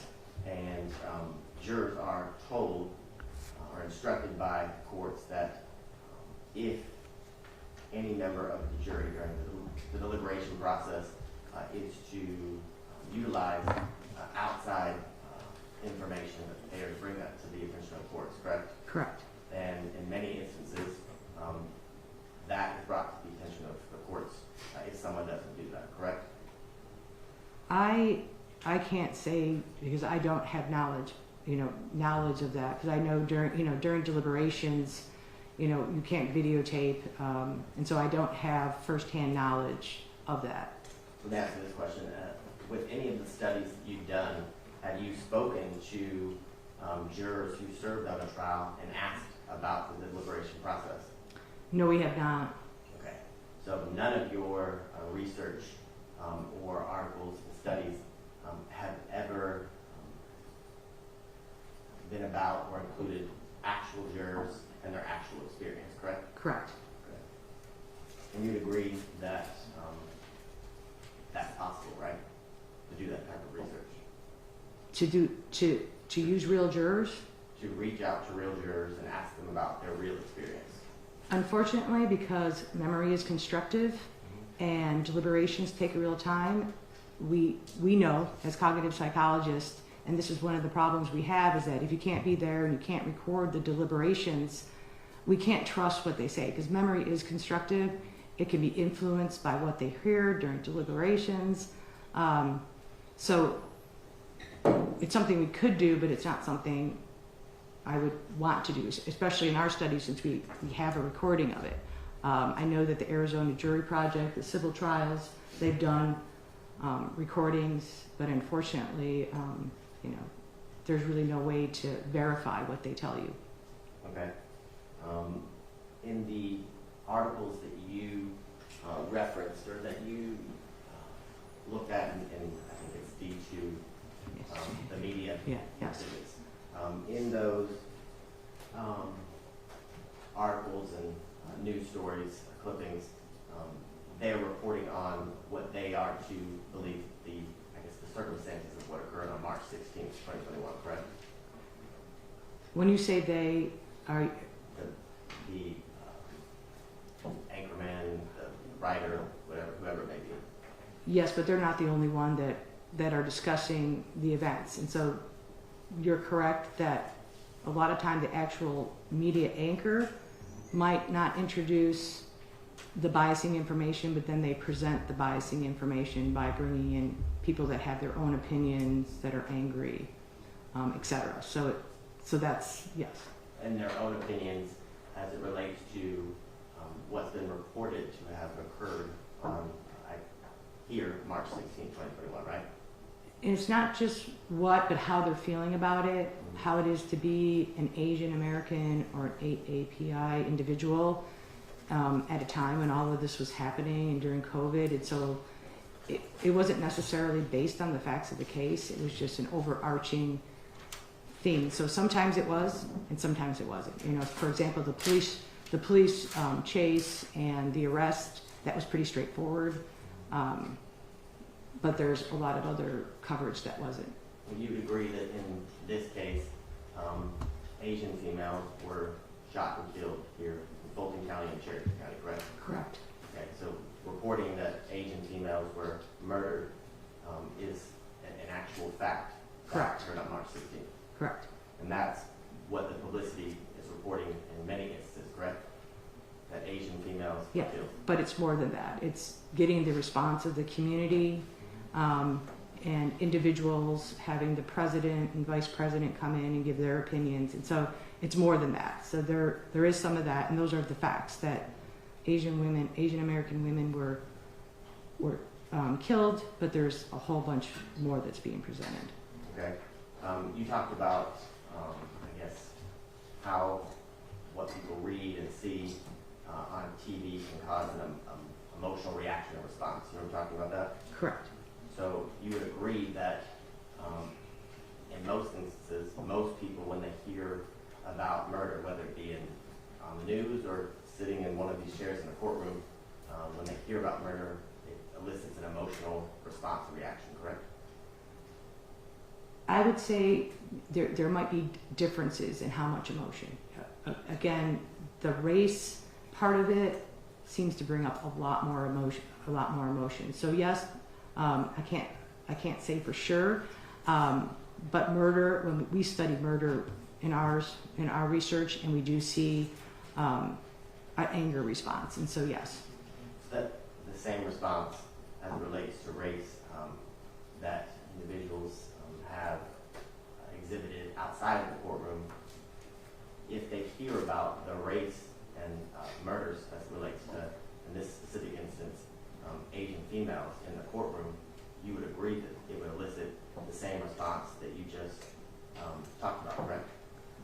No, I don't think to the same degree. Just because you don't have all the imagery, you don't have the actual individuals discussing their experiences of being an Asian woman, you don't have it tied to other, to Asian crime across America.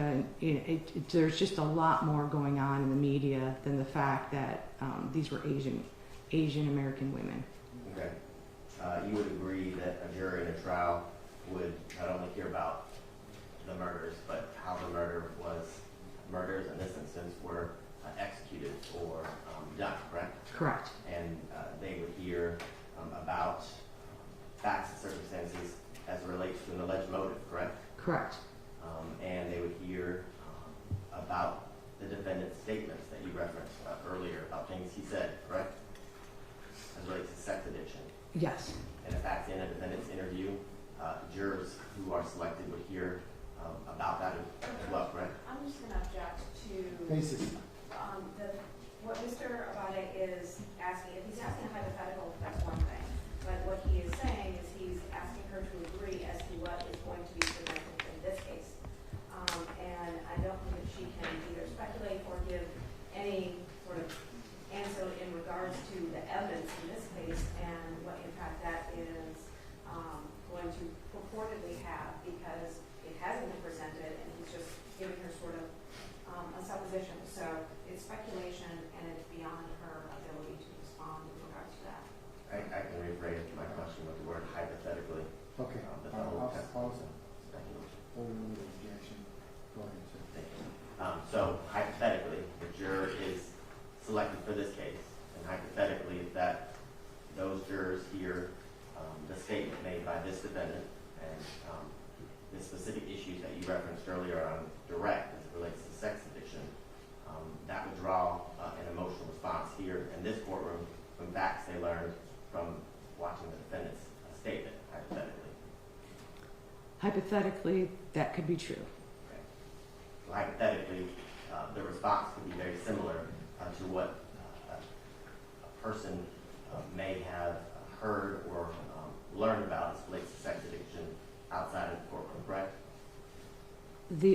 The only caveat is that they wouldn't have the opinions of other people and politicians, talking about how it's ridiculous that this is not a sex. So you wouldn't have that moral outrage from the community there. That individual might feel an emotional response, but it isn't the same. And if they don't come into the courtroom already with that information, they might take that information in very differently. Because if they're already coming in with this emotional response directed at the defendant, that could cause even a greater increase in emotion when they do hear it at court. So there are differences because media can present things that necessarily can't be presented at court. And you would agree that it's those emotional responses you just referred to can be from other outside forces, correct? Correct. It can be from growing up in a childhood experience, correct? Correct. It could be from their religion or the politics in which they adhere to, correct? Correct. It could be because of an opinion their parents had, and it was passed on or adopted by them, correct? Correct. You have no idea, or you can't say definitively what the unconscious bias that you refer to came from or was caused by, correct? Are you talking about in my studies or in this? Because I can say definitively in my studies we know where it came from because we randomly assign people, so we level the playing field. We don't have individual differences among the conditions, or negative defendant, or no pretrial publicity because of random assignment to conditions. And so you're just as likely to be in one condition than the other, and so we sort of level the playing field there with individual differences. And so again, unconscious bias we know is an issue, and if these were things important to this case, I'm assuming that they would be asked by an attorney. And so it's like, yes, the individual differences can have an impact. So I guess my question is the unconscious bias or the pretrial publicity could have absolutely nothing to do with the unconscious bias, correct?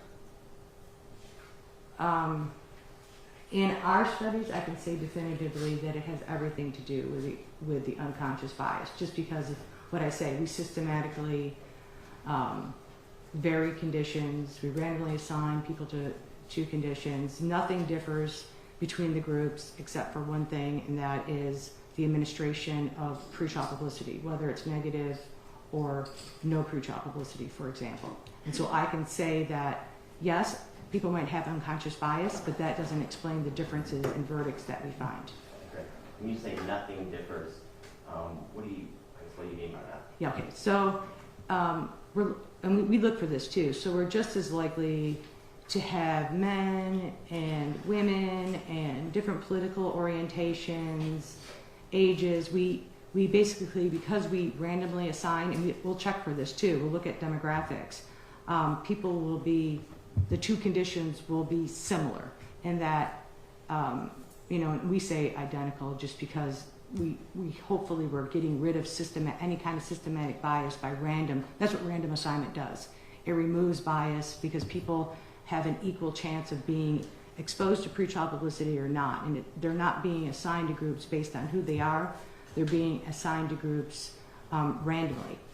And so, and we could test for this afterwards. So afterwards we look at it, is there a difference in the groups? And we can actually look at too, does gender have, an effect, even if there isn't differences? Does race? And so we can look at all these things. Okay, so it sounds like your studies are attempting to emulate or imitate kind of a fair cross-section of any community, correct? Correct. And isn't that exactly what jury selection does as it relates to pulling jurors to choose pulling jurors of a fair cross-section of the community in order to be used to pick 12 or 14 people as it relates to hearing any set of jury trials? Is that what we do in jury selection? Yes. So we do exactly what you just described in your studies? Yes. Okay. And then just a few questions about your mock trial experience. You said they're shortened because of efficiency and time. How much is a mock trial or trial shortened as it relates to an actual trial? Quite a bit, and again, it differs across time and experimenters. So, there have been some people, I'll go back to Daftari Kapoor, where it was multiple days where she presented the trial. There are others that presented trials that were, 3 or 4 hours long.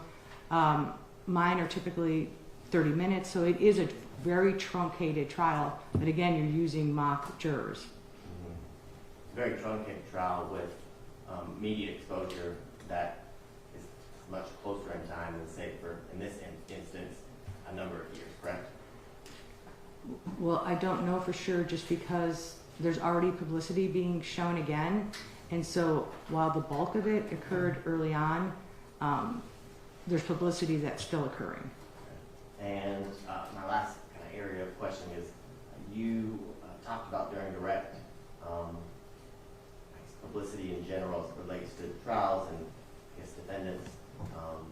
In most instances, I guess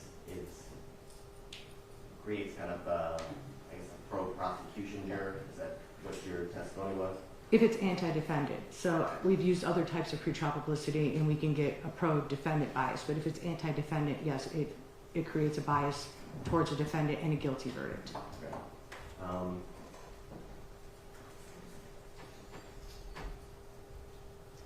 Well, let me ask you this question. There's been a lot of, over the years, high-profile trials with a lot of anti-defendant publicity that have resulted in not guilty verdicts, correct? Correct. Most recently, I can think of Casey Anthony, correct? There's a lot of negative pretrial publicity as it relates to Miss Anthony, but yet she was found not guilty. There's also a good amount of pro-defendant pretrial publicity. They painted her as, there was a lot of anti-defendant, but then you had the dateline, you had the jury that couldn't find her guilty. And so I argued in that case, the media really did a job. I mean, there's a lot of things that happened there, but the media really did a job. And there was mostly negative, but there was some pro-defendant pretrial publicity in the Casey Anthony trial. And some of it came from, I believe it was a Dateline, as well as, showing her picture as this loving mother and talking about, but there was a lot of negative defendant pretrial publicity too. The majority of the national pretrial publicity was negative as it relates to Miss Anthony and the killing of her daughter, correct? National, but then there was a change of veneer, so it was actually a Pinellas County jury that sat on that trial and not an Orlando jury. So they did change veneer, so that could be part of it too. I mean, obviously, where the crime occurs, we typically see that's where the heaviest, greatest amount of publicity is, and that was true. And that's why they did the change of veneer and brought individuals in from Pinellas County, which is the county I live in, to hear that case. Okay. But in, I guess, all of the studies that you've discussed today, none of the subjects are individuals who were from, I guess, the county or the jurisdiction that the case would have been tried in or before, right? Correct.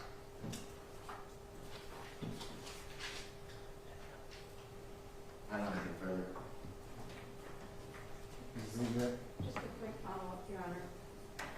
So you've been asked about the mock jurors that you use, and you talked about cognitive psychology. When you're studying the effects of the pretrial and other pretrial publicity, does it matter if you're using people that were directly involved in it or people that are now located in Florida where your school is, in regards to the functioning of the cognitive psychology? No. I'm going to object as speculation, Your Honor, because as she said on cross, I believe in direct, she hasn't done any studies related to individuals in the county in which the case is being tried. I'll rephrase. So you use mock jurors for your presentation, which are people that are hearing this information in a controlled environment, correct? Correct. All right. What you're studying is how their brain functions. How they process information. Do different people have different brains?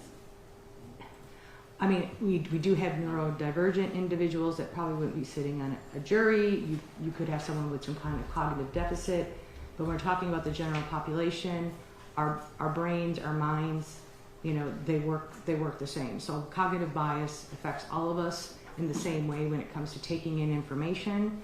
Obviously, there's different types of bias, but when we talk about pretrial publicity bias, we find it doesn't matter. You know, pretrial publicity bias, you know, it doesn't matter who you are, it affects you.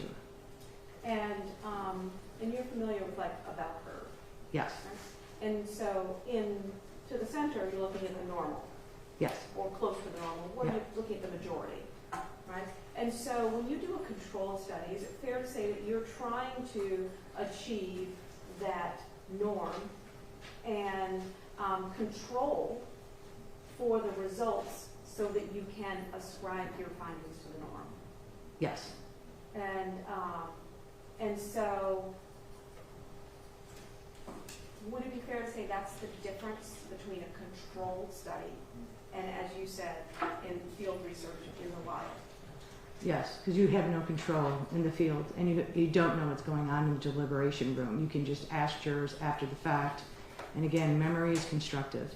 And so their memory for what happened during deliberation is going to be affected by everything that went on in deliberation. It doesn't necessarily mean that's what actually happened. And we can talk about, you know, I think we're all have experienced that when you interact with other people, our memories can change. And my last question is, you mentioned that there are other people in your field that do this work. Correct. Are you familiar with other people in your field that have done exactly what you're doing, which is presenting this evidence in high-profile trials for the court's consideration? Yes. I have another brother. Any recross, sir? Madam, you may stand. Thank you. Permanent temporary excuse for prosecution. That's fine for the defense, Your Honor. Permanent? Yes. Fine. Now, I'm gonna go ahead and permanently excuse you, so you're free to go about your use of the Okay. application. Thank you for your patience with me, okay? Thank you. I'll make my flight now. Thank you. Yes, thank you, ma'am.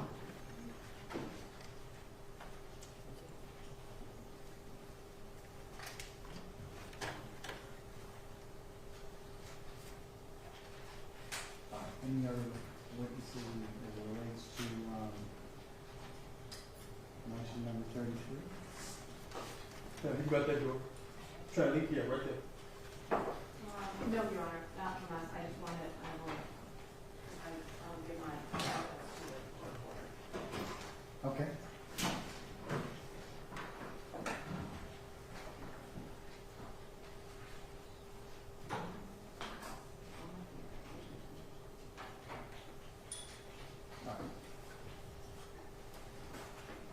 All right, any argument on the motion? Yes, Your Honor. All right, go ahead.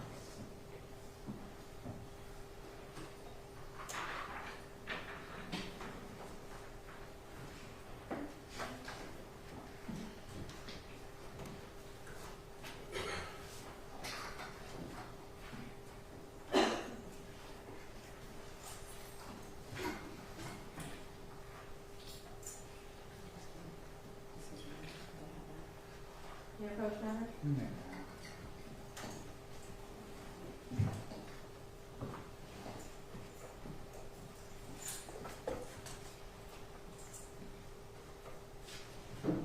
The issue of pretrial publicity is something that has been probably studied and litigated for a very long time, and I think every court, sort of struggles with it that has cameras. Obviously, there are courts in this country that don't operate with cameras, and certainly New York is one of the well-known cities that still does not allow cameras into their courtroom, only allow sketch artists in there and reporters. And certainly in a case like this, and as tragic as it is, you would expect that there was going to be media coverage. There's media coverage at every court appearance where we have. But there's a difference in publicity and impact. And you have heard testimony about what is defined as negative pretrial publicity or just publicity that has such an emotional content that it can stick with people, and an impact that that can have. And the reason why I think this hearing this testimony is so important, as it has been presented in other high-profile cases, is that despite our best efforts, and even the Supreme Court has remarked on this, the field of law is sometimes slow to the science. And so it's important to understand that what we have in place for jury selection for instructions and for the deliberative process,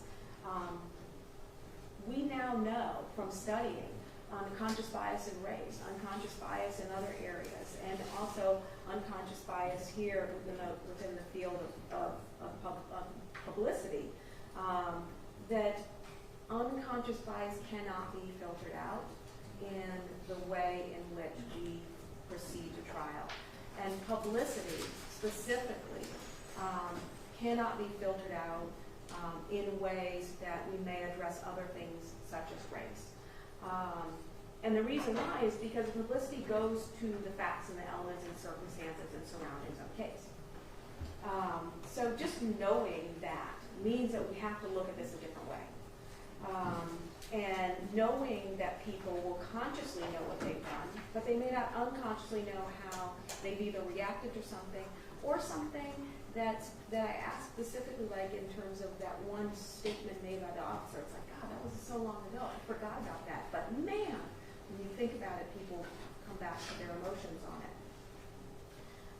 So I asked Dr. Ruba to look at 3 specific areas because when we present this and we're talking to the court about the potential prejudice that we are concerned about, the specific information that she looked at, the 3 areas of hate crime, sex addiction, and the statement made by the officer, those are all 3 areas that are not, we're wrong in some sense. And let me explain the ways in which we're doing that. The most pervasive is the fact that of the reporting in regards to a hate crime. And there is many experts that have talked about it and perceived it and offered their opinions on it. And, you know, and I certainly understand what they're looking at and what they have offered their opinion about. In fact, there were statements that were made when the indictment was brought in this case about that. But the reality is, and this court has the indictment in front of you, the reality is that any juror that is selected is not going to receive an instruction by your honor that they have to decide beyond a reasonable doubt whether or not a hate crime was committed in this case. That is just the facts. That there is no charge on the indictment that is going to ask that. But it is something that is resonating and will resonate with people. And so we will control for it as we can, and that's one of the reasons that I specifically talk about and present to Your Honor the Sarnett case. You have the amicus brief that was written by the psychologists surrounding the research on negative pretrial publicity. But in the Sarnett case, when the U.S. Supreme Court received the case, they received the case as a petition from the United States. The case had been reversed by the Court of Appeals, and it was being appealed to the Supreme Court by the United States in regards to it. One of the issues had been that a request had been made of the trial judge to allow for media content questions for the court to ask a media content question of the jurors, and asking whether, like, not just what they saw, but also the depths of what they saw, and going into that. And the court declined to ask that question. What the United States Supreme Court said was the court has the discretion to decide how it's going to go about gathering information to prevent having a biased and unfair juror. And in that case, while the court refused to ask the content questions that were provided to them, what they said, what the U.S. Supreme Court said, and I will cite to on page 9 of their opinion, what the court said was that if there was any doubt that there had that the on the second column, first full paragraph, the Supreme Court says is if there was any doubt that the jury was actually asked about this, they cite that the questionnaire asked prospective jurors what media sources they followed, how much they consumed, whether they had ever commented on the bombings in letters, calls, or online posts, and most pointedly, whether any of that information had caused prospective jurors to form an opinion about Dzhokhar's guilt or punishment. Dzhokhar,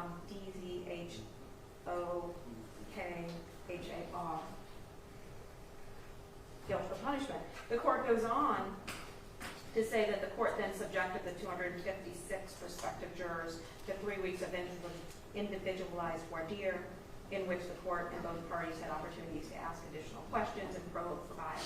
And so the reason why the court found that nothing additional had to happen is because, as they say, that the attorneys were able to both have the questionnaire that probed into it, and also that there was, they were able to ask content questions. And so when we talk about asking content questions and why we need to do that, it is because of all this work that has been done, all this research that has been done in regards to video content. And so we know that there is an impact. We know that there's factual evidence and emotional content. The second thing that I would ask Dr. Ruba to look at was whether or not there was this discussion around sex addiction. And regardless of what the prosecution may provide, regardless of what statement they may present to the jury that this court has found is admissible, and those words come out of Mr. Long's mouth, there has been no defense attorney in either case ever to stand before the media or a podium and say that the defense in this case is that it's sex addiction.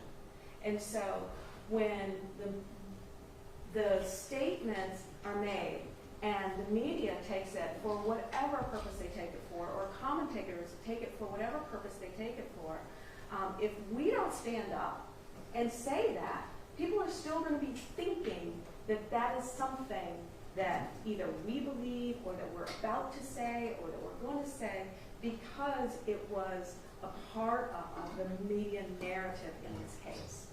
And so we are looking at both the fact that the jury may think that they're going to come in here and have to decide a hate crime, that the defense may be that this was a sex addiction in this case.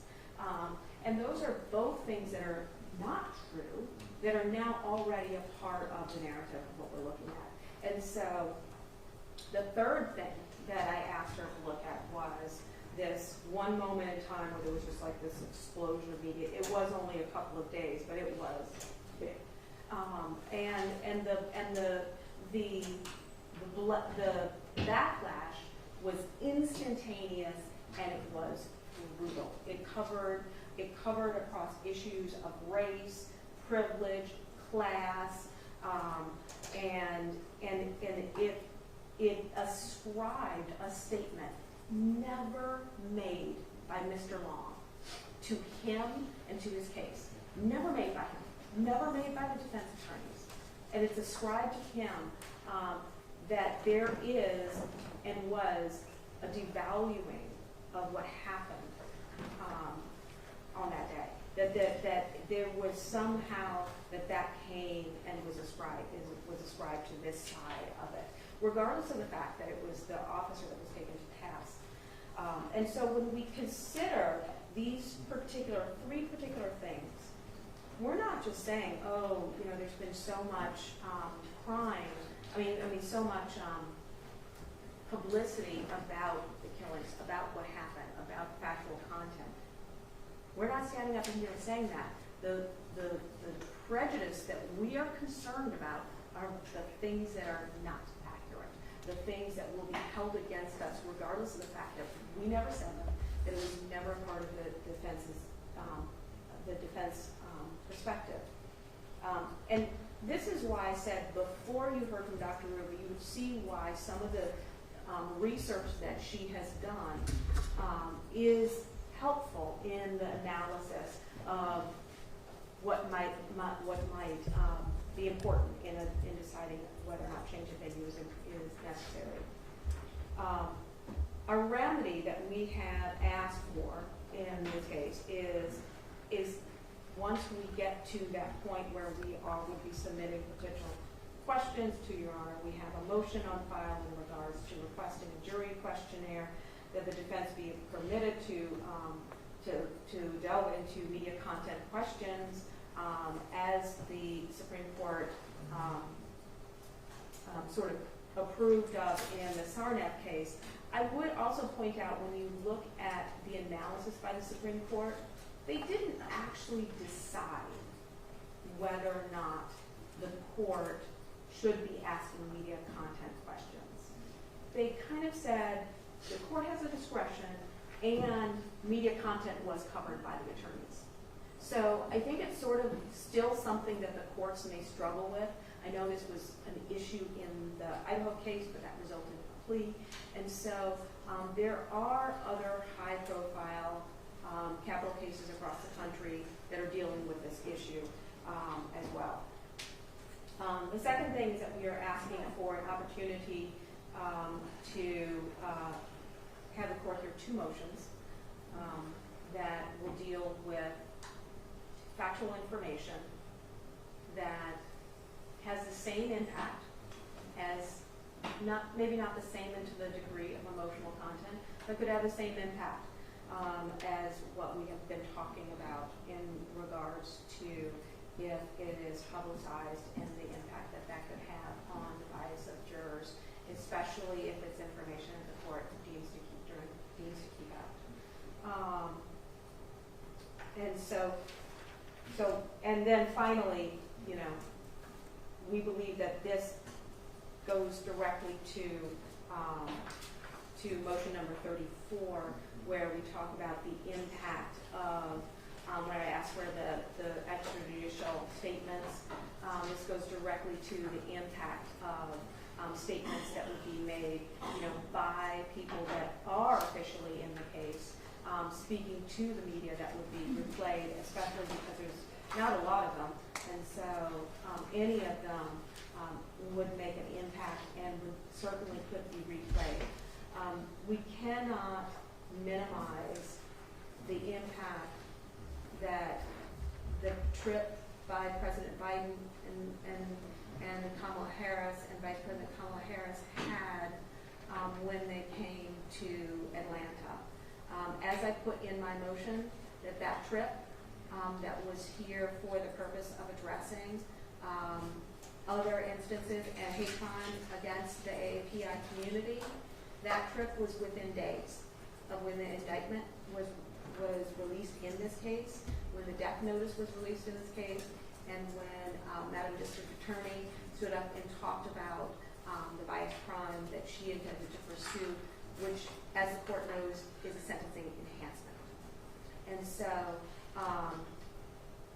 as a result of that, that had, especially, you know, Madam Vice President herself having been a prosecutor and issuing her own statements about her opinion on the facts of this case, as I say in the motion, can have a very strong impact in the media. And so, in regards to motion number 33, we are asking for the specific remedies of the request to question on media content and the closure in regards to motion number 38 and 43. After 34, we're asking for for restriction on statements by the parties in this case to the media going forward from this point. Certainly not asking for any prior restraint. And then we, as Your Honor said, we will put off motion number 35 until it is appropriately heard before this court. All right, I have a question for you. You are going to raise these particular issues in your examination of your potential jury in this case, right? Yes, Your Honor. And more than likely, there will be a written questionnaire, so you can put some of these questions, if not all of them, in that questionnaire. And we filed a motion for that, yes, Your Honor. All right. Okay. Well, that may handle some of the stuff that you're asking about. So, independent of what we're all doing today on this, so, but you do have the right to ask those questions. Okay. Yes, Your Honor. All right. Okay, Mr. Biden. Do you remain for the state, Your Honor?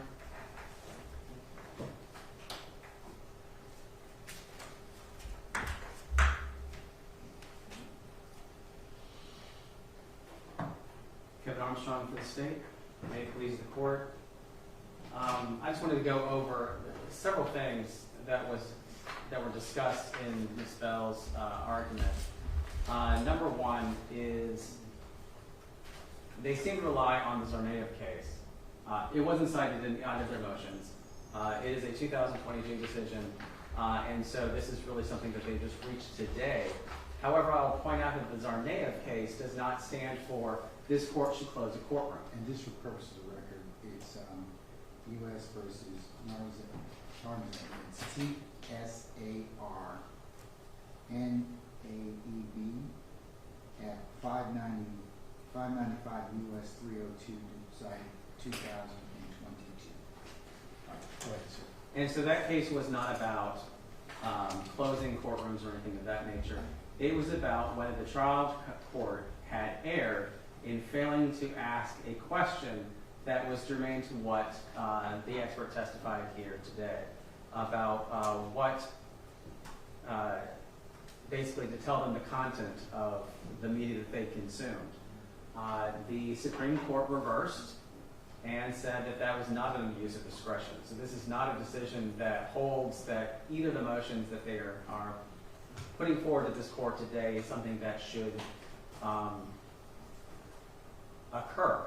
It seems more like they are presenting an expert for other motions that aren't these motions, such as the motion for jury questionnaire. The state agrees that we should have a jury questionnaire, and we think that the court should have the parties propose jury questionnaires in the months before trial. And there'll be differences of opinion on what should be included in the jury questionnaire, but that should be addressed in the jury questionnaire. One thing that was puzzling in the argument was the assertion made for the first time that the jury will not be asked to find beyond a reasonable doubt whether this defendant committed his crimes based on biased motivations beyond a reasonable doubt. That is absolutely false. 171017, which is what provides the sentencing enhancement for biased motivated crimes, specifically says that it only applies if the trier of fact finds beyond a reasonable doubt that biased motivation was the cause of these crimes, or a cause of these crimes. And so that is entirely incorrect.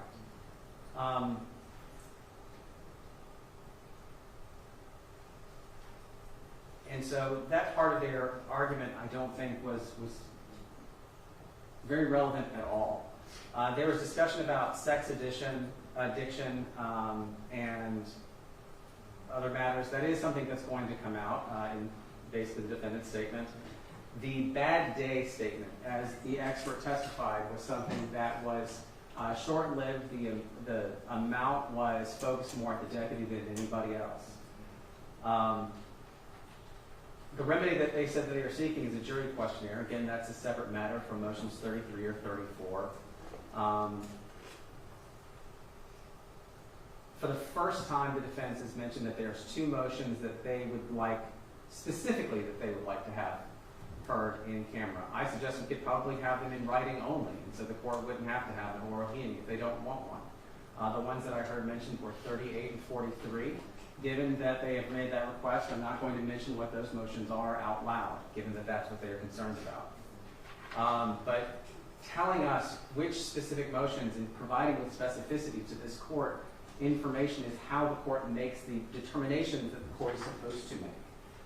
What you did not hear in any of the testimony presented to this court today is that the media who's reporting on pretrial hearings is doing so in any inaccurate, irresponsible, inflammatory way. And that's essentially what the court has to determine whether to close a courtroom. There's something that overarchingly calls for that. And they basically asked for all these hearings, all of them. That's what their motion asked for, not just the two.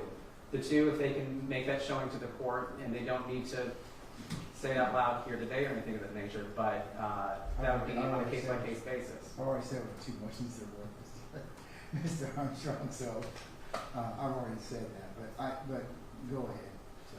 And so, as far as their request to have pretrial publicity canceled by not allowing the media to report in these hearings, and to have all of the filings filed in a way that is hidden from public view, the court should deny those motions because from all the law that I cited in response to motion 16, which the court had already denied, that is law that, given the state's clear preference for open courtrooms, is something that none of the testimony here today dealt with. As far as extrajudicial statements, there's nothing in their motion that cites any clear pressing needs for such a thing.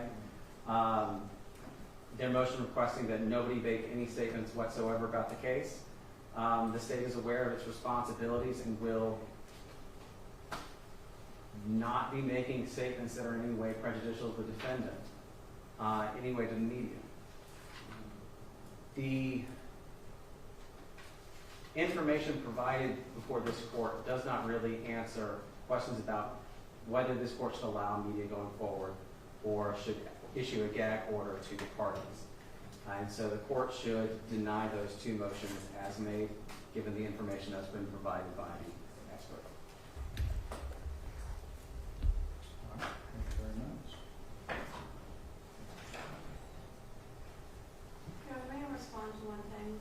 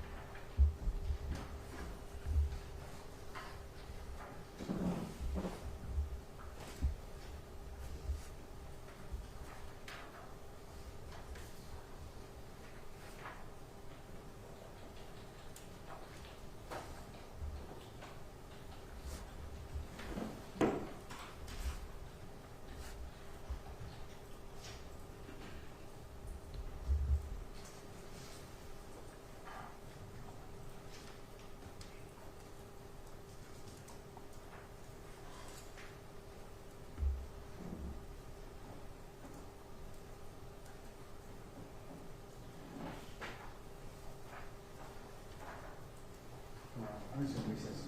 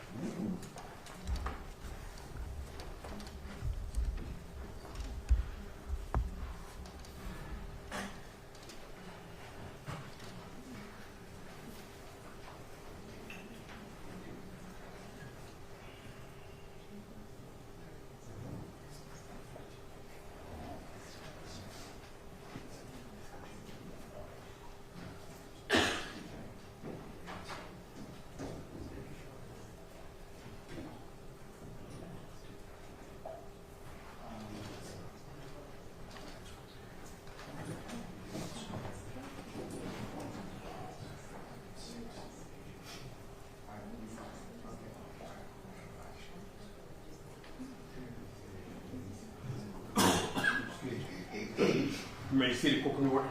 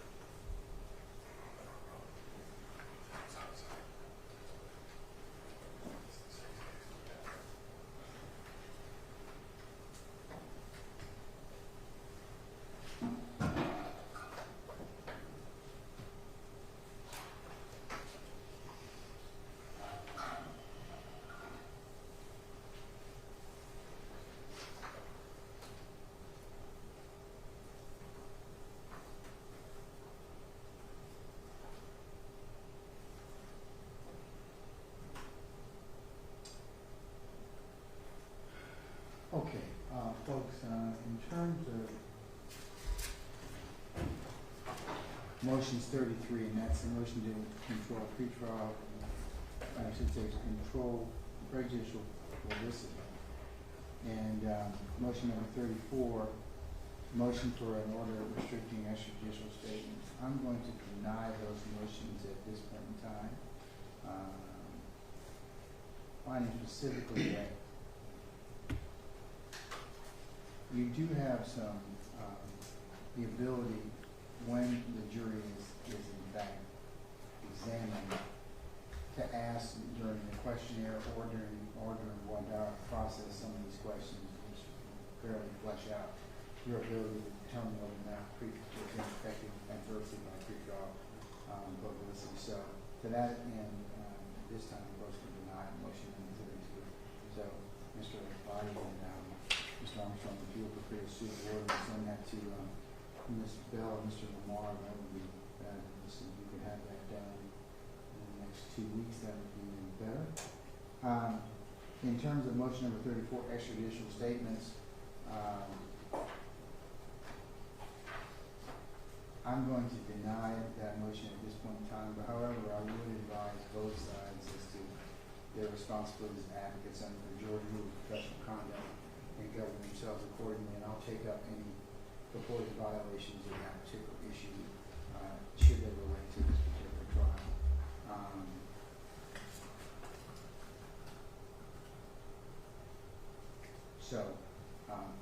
So like I said, if that becomes an issue, I'll take it out. Now, related to the issues of motions number 38 and 43, and even though it's not really it's included in motion number 33, the exclusion of the news media and order that all court filings and transcripts in this case be non-public filings until a jury's impaneled or until after trial. Looking at Rule 22 of the Uniform Superior Court Rules,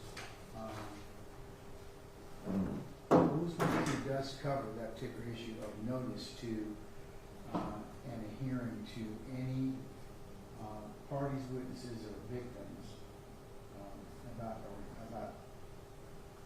our request to record. So the media has thus far made Rule 22 requests of this court, and the court has honored those particular requests. If you're asking me at this point in time, Ms. Bell, to rule upon that, then I have to notify the court any witnesses in this case, and any victims about closure, to include the media, because you're asking me specifically to exclude the media. So I've got to notify the major networks and tell them that, look, hey, there's been a motion that has been filed, and it's contained within motion number 33. So that's why I asked who I need to make this directive to, because ordinarily what I do is I just make I'd say that and I'll give that, I'll say that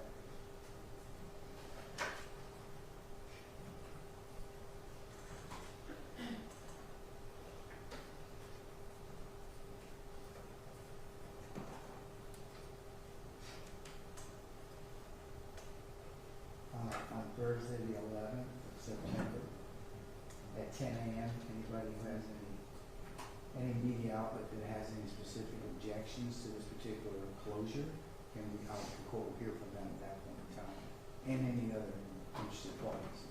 But I have to. So that's my notice. So that can go out, and if you let me know specifically. What time does it say? 11 o'clock. Your Honor? Yes. I believe you said September 11th at 10 o'clock. I think you switched. September 11th is this Thursday. Yeah. Is that right? That is correct. I thought you said at 10 a.m. I'm sorry. I'm sorry. 10. I'll do it at 10 a.m. That's fine. But it's coming Thursday at 10 a.m. And I have to make, as you all know, and I'll invite you to take a look at Rule 22, but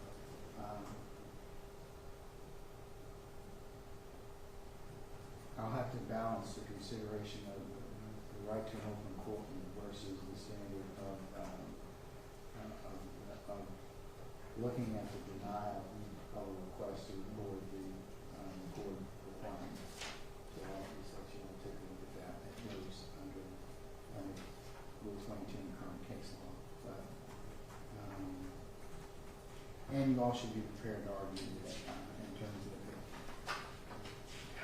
several things. One, the closure just for the purposes of motions 38 and 43, and the closure for and denial of access to court filings and transcripts, because the media also has the ability, once these are entered and filed, obviously, to go ahead and pull those. So, and they have in the past. So, I would have to kind of also decide that particular issue. So, so this coming Thursday, 11 o'clock. So I will defer ruling on that until for motions 38 and 43 until that time, until I make that ruling. Okay. Okay.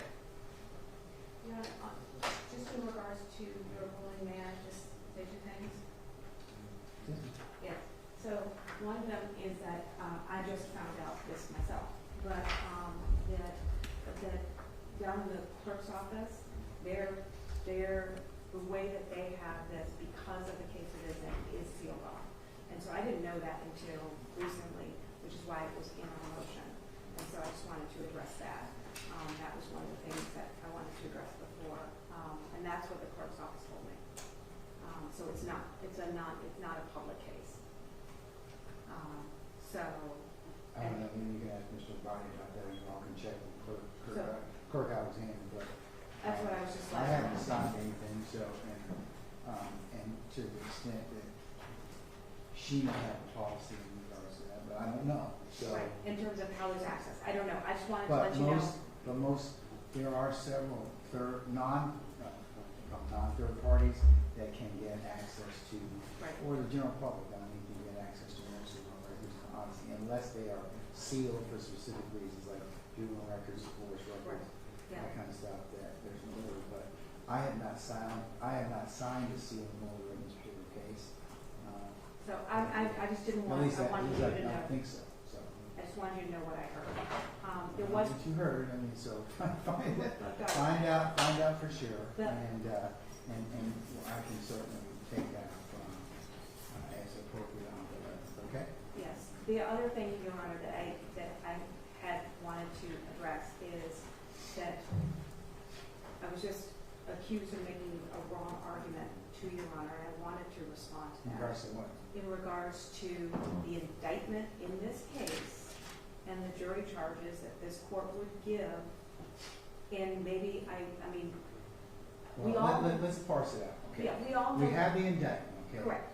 Okay, but in terms of jury charges, that's dependent upon evidence that will in fact be presented And if appropriate in this trial. So correct, and the charges end at the appropriate time. And we all know that there is two parts to a death penalty case.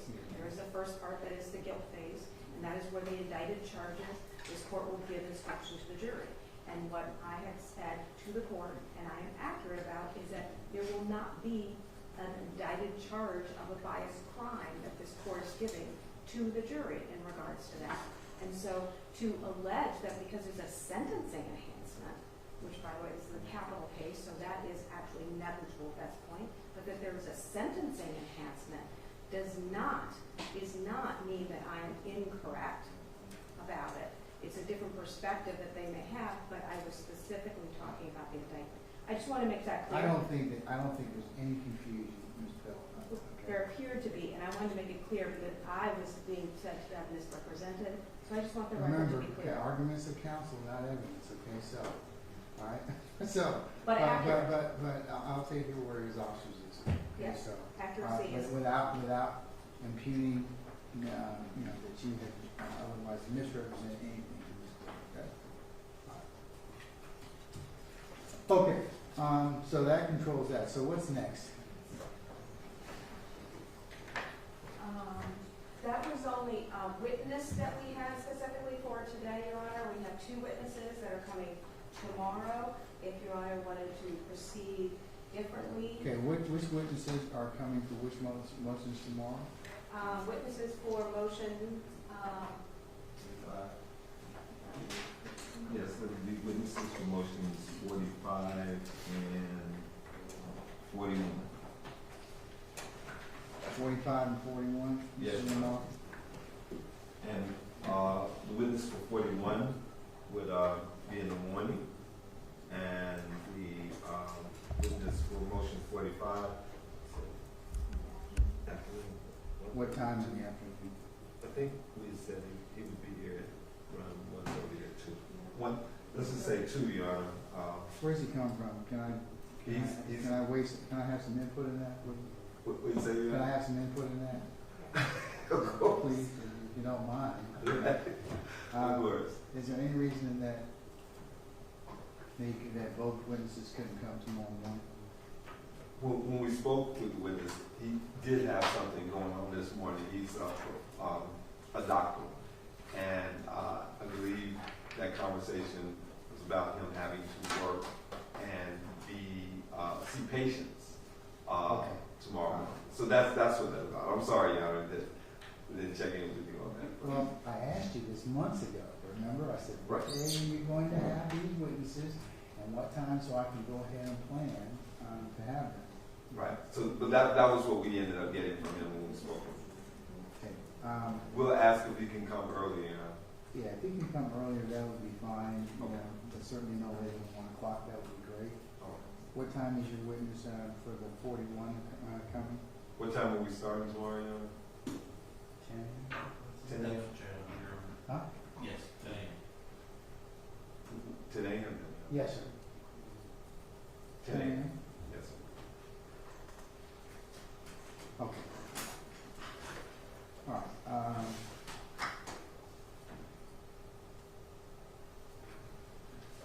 Your Honor, maybe you heard briefly on that? About the calling of those 2 witnesses? Yes, Your Honor. Yes, sir. Motion 45, along with motion 46, are a manner of execution claim and a claim regarding the Georgia's Legal Injection Secrecy Act. As the state's response, shown as we previously mentioned in this court in these proceedings, is that this is not the correct forum, it is not the correct time, and we are not the correct respondents. That is something that is to be done after the defendant has been convicted, sentenced to death, and had his direct review completed. Only after that point in time, when there is a death notice essentially pending, is that something that is ripe for review, those claims. And beyond that, we are not the correct respondents, as both Georgia case law and 11th Circuit case law basically hold that that's constitutional litigation against those who are in charge of carrying out the execution, which is currently the Department of Corrections. And so that we are not the correct respondents, which is shown very clearly because the exhibit list, which they gave us late last week, shows an entire wealth of material that the Department of Corrections has access to that I don't. And so I'll be objecting to basically every bit of evidence other than this curriculum vitae, because it's not something that I have possession over or can verify, or know how to verify through the authentication process. We are not the appropriate respondents. The defense has indicated that because of the Dawson case from about 25 years ago, that this is an appropriate forum for that. However, in the Demetrius Willis case, which I previously cited the court for this purpose, said very clearly that in no previous case, even though they considered things raised in the original trial court proceedings, had they considered whether that was the appropriate procedure and location for those hearings, and then determined in the Demetrius Willis case that that was not the appropriate time to bring under Owens v. Hill, I believe is the name of the case, that essentially that was something for litigation against the Department of Corrections at some future period of time. And so there is the court is unable to grant them the relief that they're asking for under 45 and 46, as that is entirely for later proceedings against the Department of Corrections. We're here to determine issues relevant to guilt, innocence, and sentencing, not how the sentencing would be executed if and when the defendant does get that and fails to reverse his case on direct review. And so that portion of the hearing are unnecessary and superfluous, and again, we are not the correct respondents for that, which is also something that case law holds very clearly. Yeah. Your Honor, the information that our witnesses, that our witness will bring to the court is about the Eighth Amendment. I think the Eighth Amendment is still part of the Constitution. I also believe that cruel and unusual punishment is still a constitutional claim. Now, I totally understand what Mr. Armstrong is referring to, but I don't think there's any place where it said that this court or any court where the defendant is, in this case, Mr. Long, cannot bring his issue of cruel and unusual punishment before a particular court in terms of United States Constitution, in terms of Georgia Constitution. I would like to tell the court what we expect to show. What we expect to show is that at this point, the state of Georgia is indulging in a system of execution that violates the Eighth Amendment. That is what we will have our witness talk about, and we expect to show. And we want the court, this court, to make a ruling as to whether or not this court considers that to be a violation of the Eighth Amendment as well. Now, Mr. Armstrong talked about, and I believe this motion 46, which is the Secrecy Act, which is part and parcel of our claim in terms of, we also believe that because that's an unconstitutional act, and we need to put that before this court in order to get some relief from Mr. Long. Now, I understand there are civil remedies that can be done, there are other constitutional remedies, and there's post-conviction remedies. We believe that there are pre-trial remedies in terms of the Eighth Amendment, that we do not have to wait until after Mr. Long is convicted in violation of the Eighth Amendment before we raise that. Okay. And Mr. Armstrong? Yes, Your Honor. Basically, if I'm wrong, then the Supreme Court will say on into review, you need to go have the hearing. But Willis is pretty clear, this is not this court's purview. One of the things that courts consider nationwide is that it's speculative that the defendant will ever be convicted or sentenced to death. So all the litigation involving how the execution will be carried out is speculative. But also, as Mr. Lamar began his argument, that they believe at this point Georgia is engaged in something proper. That could change tomorrow the decisions of the Department of Corrections. Again, a respondent for whom I have no control of. They could change their rules tomorrow, and everything that we do today will have been for nothing. And that will be for a situation which isn't even right because this defendant is not acting under an execution. And so the court asks, the state asks the court to follow Demetrius Willis' case and to they will have an order from this court saying they sought to have this hearing, but the court denied it. And so if they're saying that they would lose anything, they will not. You know, at this point, my colleague has briefed this issue, and I would sit down and ask her to respond to what Mr. Armstrong was saying. All right. Your Honor, I filed a brief with this court when we were litigating a verbal issue in regards to the imposition of a death sentence for someone and what would go on beyond that.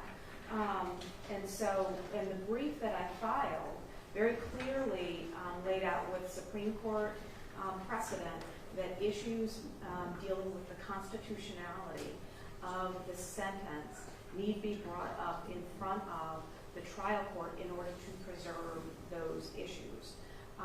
Even if you bring them up, and I agree with the state, you put your issue beforehand in the trial phase, and that doesn't mean that if there unfortunately the client is an adjudication adverse to him, that you can't file it again. You're in post-conviction remedy phase or filing against the Department of Corrections. That's true, Your Honor, and those are different and separate litigations. The single, and so let me just be clear. First of all, everything that we turned over was turned over with certifications. There's no independent verification that needs to occur. So all of the DOC certifications are with the documents provided to the court and to the state. We have narrowed this issue to the one single piece that needs to be addressed by a medical professional in order for our claim to be made. And so we have the documentation. Is that the open issue? The issue that it actually covers two of the 4 claims that are made in the briefing. Because we try to put as much in the briefing. We're not calling 20 witnesses. We're not calling people that that the DOC needs to put up in regards to this information. The data that was provided has been analyzed by a doctor, and the doctor is just going to be providing his findings in regards to that. The rest of the information is all for proper purposes.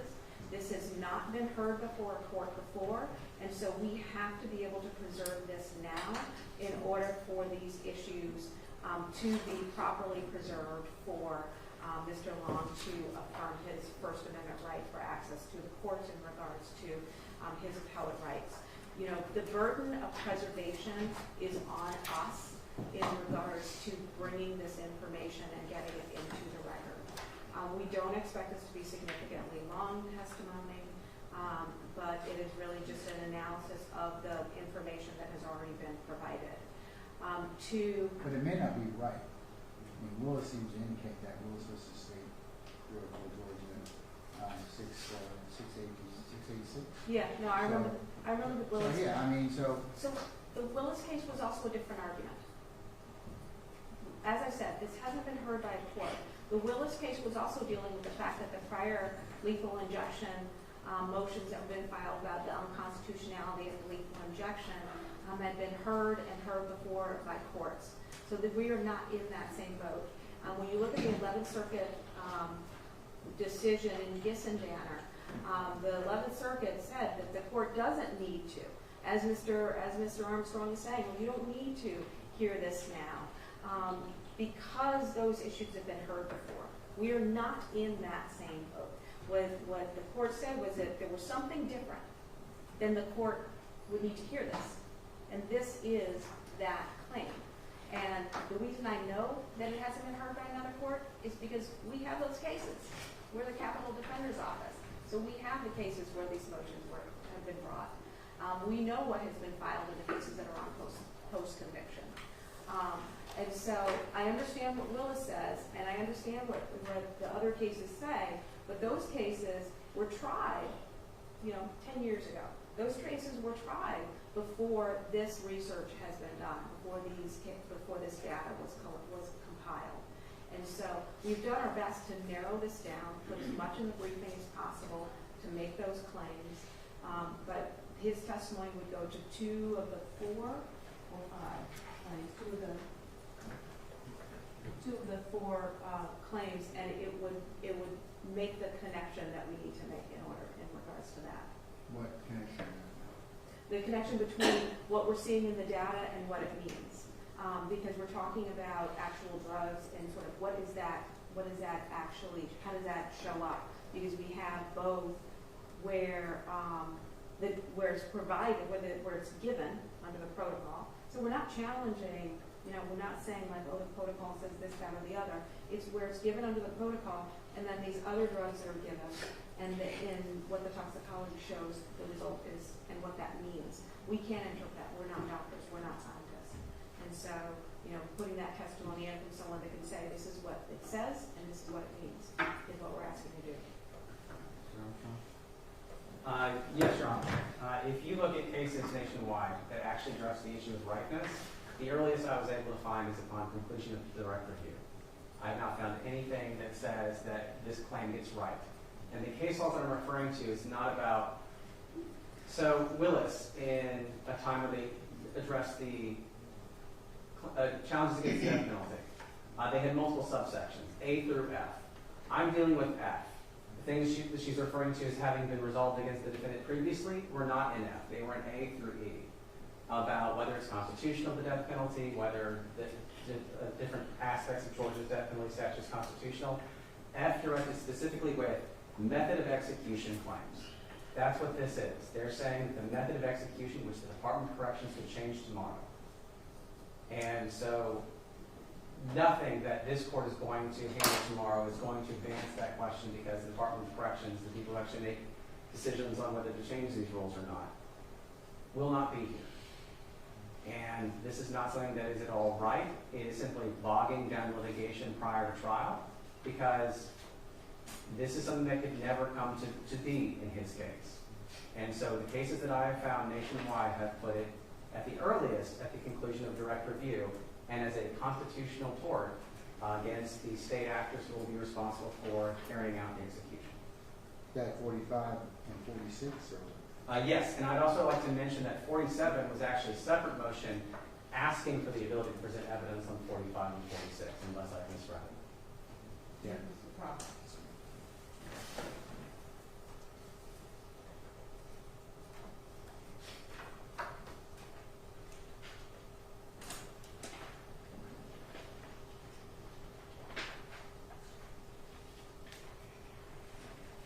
Hey, I'll take 15 minutes and I'll come back and talk to you all about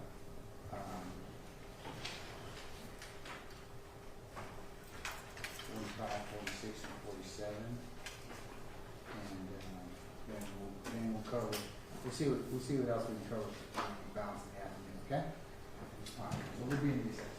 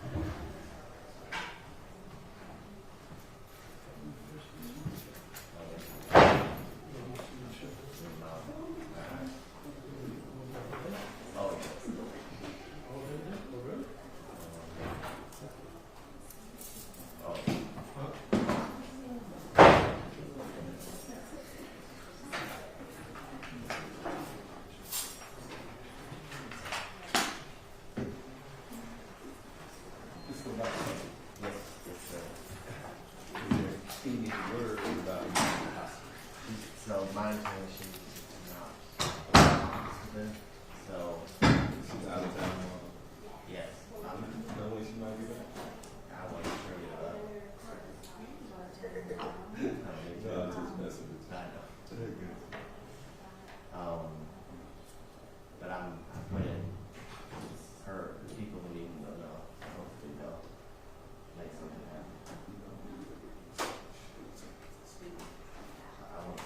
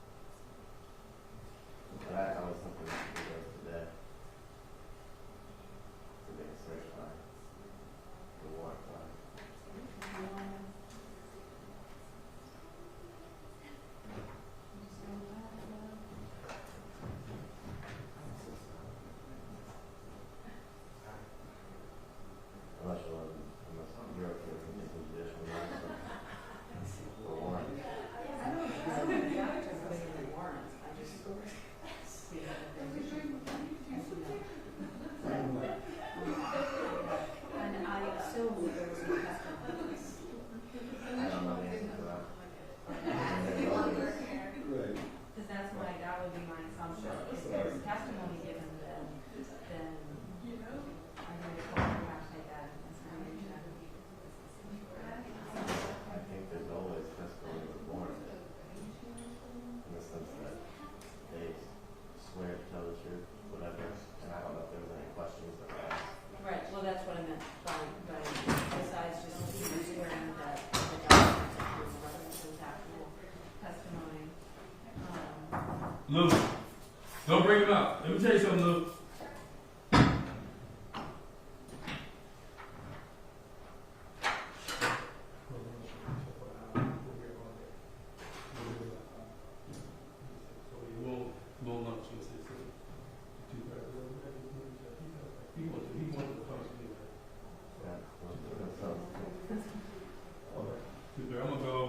I'm gonna go across the street and give you something real quick. I'm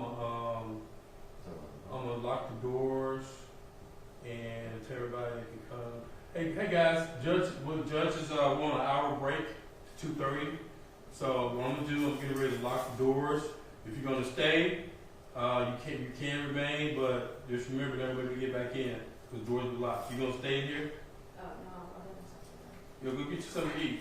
Adam, you on out of here. Okay. I'll be back. I'll be back by 2:20. Unlock the doors, okay? Let me just make sure Kevin knows. He's Okay. in here. All right, Luke. And it's, You good? Okay. You want to get something to eat?